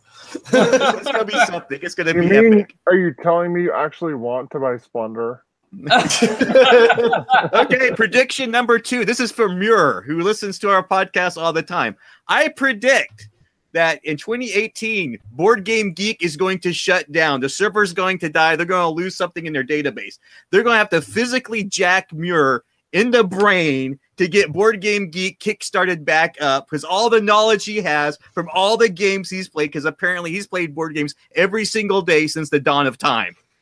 Yeah, 1,142, I think is what he said he's at now. Yeah, he's going in a row playing games, and he's like, "What games do you play today?" And he gave me a list of like 10 games. It's like, what?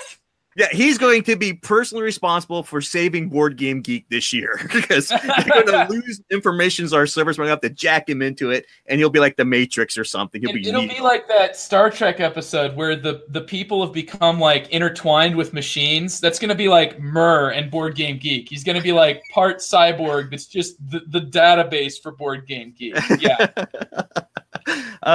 Let's see here. We'll go with Andy. Here we go. Here's my prediction for 2018 with Andy. Andy, this is going to be the year you ditch 18xx games and become a war gamer. And I am going to predict what the exact sequence of events that's going to happen. You are going to discover Mark Herman, and you're going to play Mark Herman, and you're going to love it. And the game is going to be Fort Sumner when it comes out later this year. That's my prediction. This is hype. Hype train. This is it. Totally unreleased. My prediction for Trent.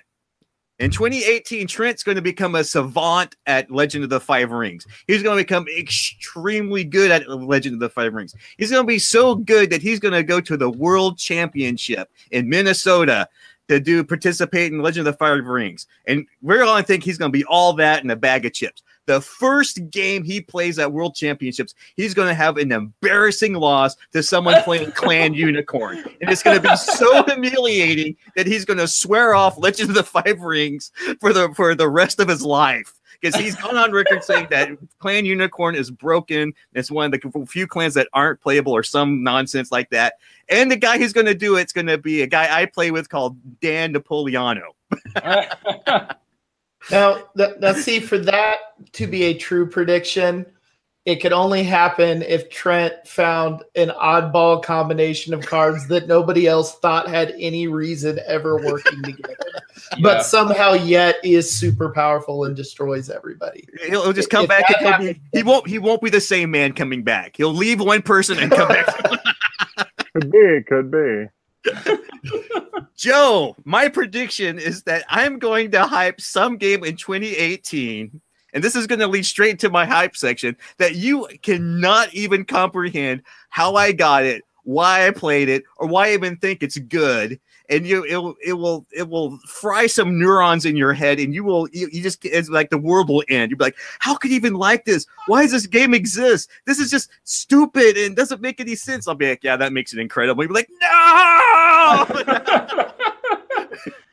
Yeah, I think that 2018 I'm going to have either an ulcer or a stroke, and you're going to be at least part to blame. Yeah, and it'll be so bad. Even Carissa's going to come and say, like, "Why'd you do that, TC? That was cruel and unusual." Even Liam will be like, "Understanding the world, like, you broke him." Yeah, even Liam will be like, "I like Jason Voorhees, and he's an awesome serial killer, but what you did to Joe was not cool." The way that's going to have a better chance of happening is if those mechanisms still make sense historically. Okay.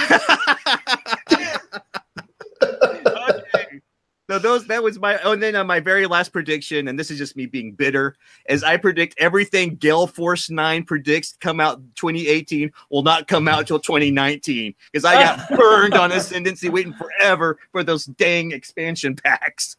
So if you like Gale Force 9 games, forget about it. They're not coming out this year in 2018. That's crazy. Yeah. I think that when it comes to Gale Force 9 games, I'd be shocked that they don't release their things on time. I'd be like, why? Why not? Like, what's going on here? Surely it wasn't the playtesting. Okay. They don't have to worry about artwork. Yeah, no. It's all from the movies. They just use the shots from the movie. So, those were awesome, TC. I want to have to say, man, that was entertaining. That was very entertaining. So I don't have anything to make up for that. I just had a couple of ridiculous thoughts. Like, I want to see, bold unrealistically, the Spiel des Jahres to make a actual heavy game award. Because everything has just been skewing from, when they made the Agricola Award, it's been getting more and more towards like, the Spiel des Jahres from 15 years ago is this year's like, Kenner Spiel, the connoisseur game, the heavy game award. So I that's bold and unrealistic, but I hope to see it. I want to make it out to WBC for the first time ever to attend that convention and to get to meet a lot of guys that I've had a great time meeting on the internet, but I'd love to meet those people and play games with them in person. Yeah, that's you, Carmen. That's you, and a lot of other folks too. Joe. Carmen and Jeff. If he goes to WBC, make him play in the Time of Crisis tournament. It'll be a literal crisis if you stuck me in that. It'd be like I get halfway through the game and start complaining about the game to the other folks at the table that are like, "Why are you in this tournament?" And I'll be right there going, "Because I made him. Because I signed him up." Like put a bag over my head. Yeah. So my other prediction is I'm gonna pull a black bag off my head, CTC there, and think, this is going to be the worst gaming experience of my life. And I'm probably going to end up, after all, having a good time. But not because it's a good game. Oh, it won't be because of the game. Awesome. Well, gentlemen, this has been an amazing look into the future here. And very interesting perspectives I think we all took here. Let's zoom through the hype, because, I mean, it's already been quite an episode. I'm looking forward to Hate by Eric Lang and Cool Mini or Not. I don't know why. I honestly don't know why this. It's almost like, this game is going to be. They're making it to be like, I think you played through like 7 games. It's sort of legacy style, sort of campaign style, but it's like based on, I think, like a comic book. It just looks like, Eric Lang, honestly, he's hit or miss when it comes down to it. But when this Kickstarter campaign comes up, I'm going to read the rule book. And I'll give you more of my thoughts on what it's looking like. But I thought it was very interesting looking, some of the ideas, the way that when you do horrible things, you get points. So basically, TC's parenting strategy. See, I thought he was violating copyright because Hate the Game was already made in an infamous Traffic.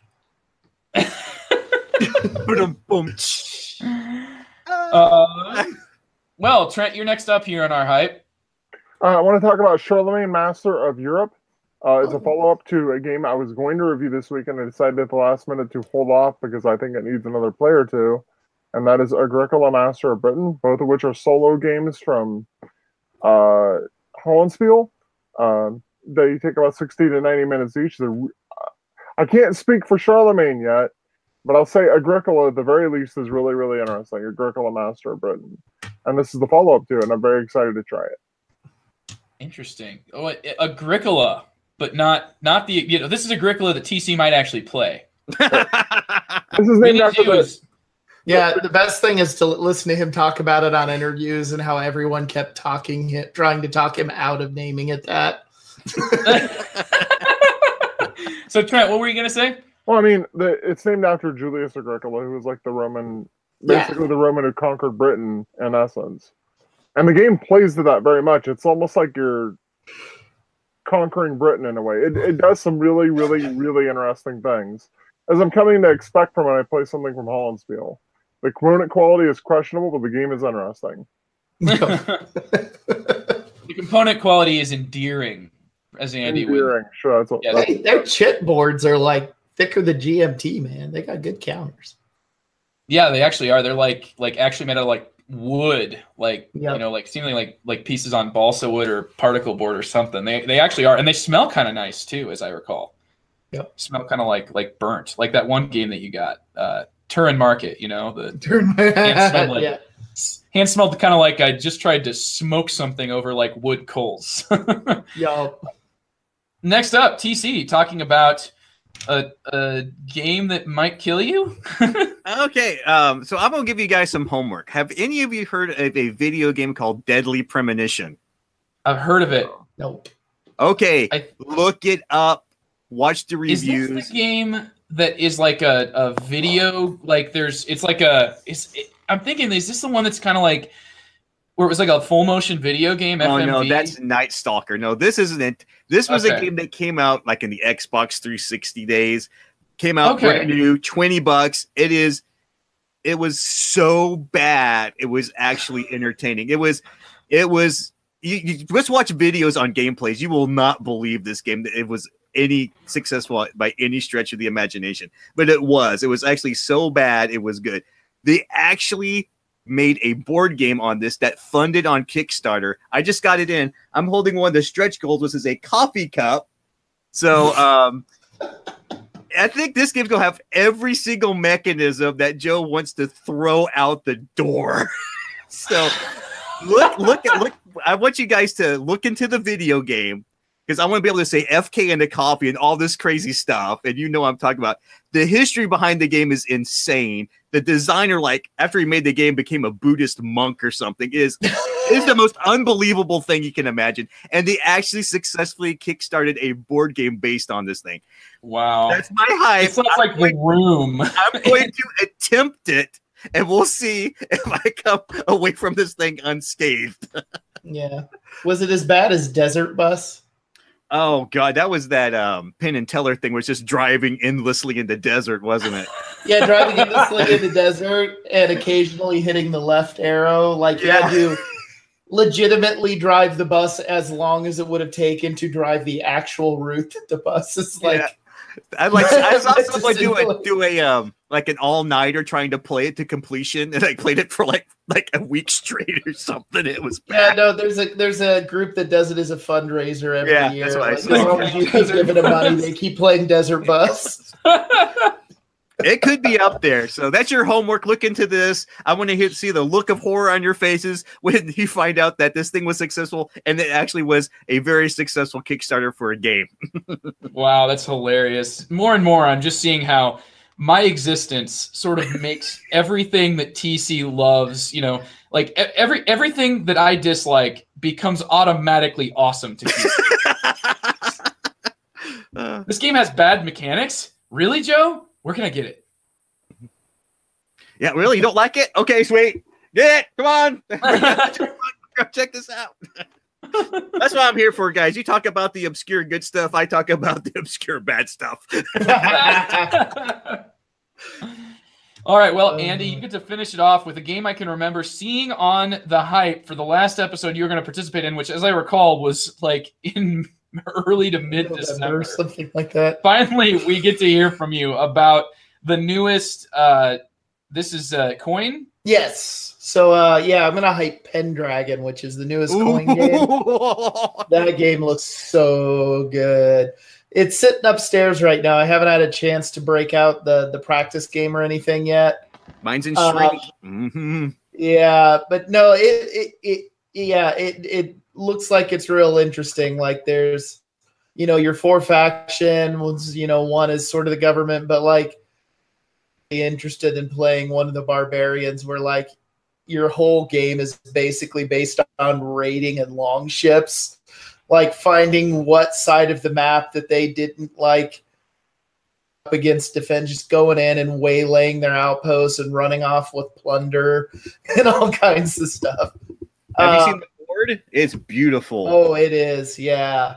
And, but yeah, no, the factions look really interesting and unique. And there's this whole mechanism of having like wealth cubes on the map that like, if you're one of the government factions, your goal is to keep them within the provinces.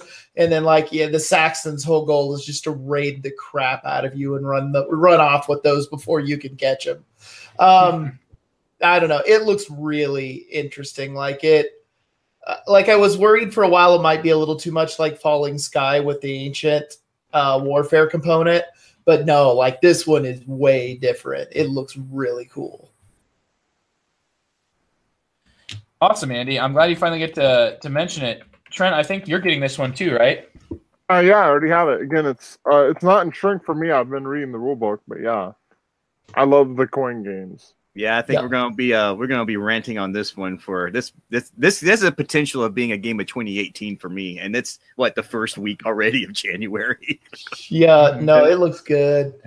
I was trying to convince my wife is like a big Arthurian legend nut, and I tried to show her a few of the cards. I'm like, see, honey, we can play this one together. No, she didn't. No. She was like, no, that is not happening. I know what you're trying to do. Well, Andy, it's been awesome having you back on, and I'm glad we got to have such a nice, long, involved chat.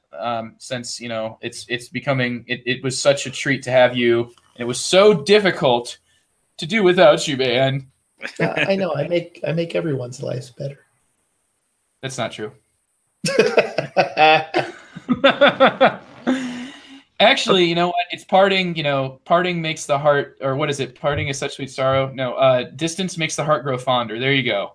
So, okay, Andy, I'm sick of you now. But thanks for coming back. See, I refer to myself as I'm like a fungus. It's kind of weird and odd, but I grow on you. Yeah, I figured. So we're going to revisit this episode in December to see how many of our predictions were true. Yeah, we certainly could, man. I've got my list here, so let's look forward to that. People of the future will be able to listen to this episode and immediately move on to the December revisiting. But yeah, it's going to be a ways. Let's actually enjoy 2018 while it's here, and let's hopefully have a great week of gaming. And remind everybody, I'm Joe Sallin, the host of The Good, the Bored, and the Ugly. I've been joined by some wonderful individuals. Andrew Dennison joining us back for the first time. Thanks for being here. Yep. Thank you, guys. We'll see you next week. Also, TC Reed coming in from the Portland, where things are not so frozen that you can't go outside. Yeah, I'm going to go outside right now and have a cup of coffee. It's going to be great. And finally, it's so cold here. Trent's frozen. His picture hasn't even moved the whole time. Yeah. Well, Trent, it's been great having you on as well. Thank you so much for joining me. All right. See you around, guys. All right. Have a great week of gaming and catch us next week on The Good, the Bored, and the Ugly. The GBU is now a proud member of Punchboard Media. Escape the tower at punchboardmedia.com. Go ahead. Make my day. Oh, holy crap, man. That sounds awful. Yeah. So I was real curious to hear your take on it. So I was have to wait for that for later. Yeah. No, I enjoyed it actually. But yeah, there was a lot of that was a really dumb idea I did at the beginning of the game. Well, let's figure out how not to crash and burn horribly. That sounds like me playing most games. Oops. No, I thought it was quite interesting. I know there's been some mixed things. When I put on Twitter, it's like, hey, I like this. And some people are like, ooh, I'm looking forward to it. And others are like, this game sucked. Well, anytime any game gets some kind of strong negative reaction, I'm usually very drawn to it. So well, this one's on my radar now. Well, to be fair, one of the people that on Twitter said it sucked was J.C. Lawrence, and I'm not sure I've ever seen him say much positive about anything. No. Ever. Claw hated it then, huh? Yeah, I think I've pinned him down, though.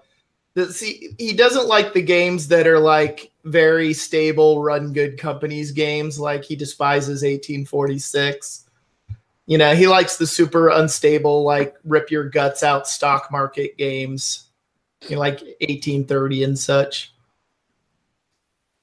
Yeah, definitely more about as the guys from Dual Gauge had said, it's more about buckling down and holding on because somebody's going to get kicked off. It's like it's like you're riding a mechanical bull and the first person to lose their grasp loses. That's what they decided dirty as to me. It was what's it set on? If the mechanical going bananas. Well, you just keep playing. You just keep turning it up until somebody finally gets thrown off. Yeah, that happened to me pretty early because you're supposed to buy these, local railways, which are supposed to be absorbed by progressively bigger companies. And it took me 2/3 of the game parring a company to where I could actually absorb anything. Because I kept starting them way too low in par value. So I was like, I'll do this. Okay, I can see what I was supposed to be doing for the last hour, but I didn't do that. So I like finally started a large company and like absorbed everything. Nice. Well, gentlemen, it is now time to kick off 2018's Good Board Ugly season. Usually we get about 50 episodes in a given year, depending. So this will be our first one, and 146 chronologically, because we did get kicked off a little bit late into our first inaugural year, which would have been I think it was 2015, right? Because we've done like basically 3 years of Good Board Ugly. So yeah. Yeah, that's actually pretty huge. Most people don't survive that long. They get burned pretty quick. Well, 146 episodes is actually, especially like weekly, to be going for this long is we definitely have tapped into something that we're all at least okay with keeping going. Yeah. There's a lot of places will make it, they'll make it a few years, but episodes wise will be, way less than that. But and we've been consistently releasing here. So take some pride in that. All right. I kind of put on a few reviews, but some of them are just going to be like kind of bullet reviews where I'm just going to not say much. So just, I do have a few of them, but I'll just knock them out like bam, bam, bam. And then I have one that's actually going to be a review.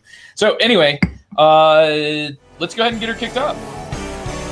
3, 2, 1.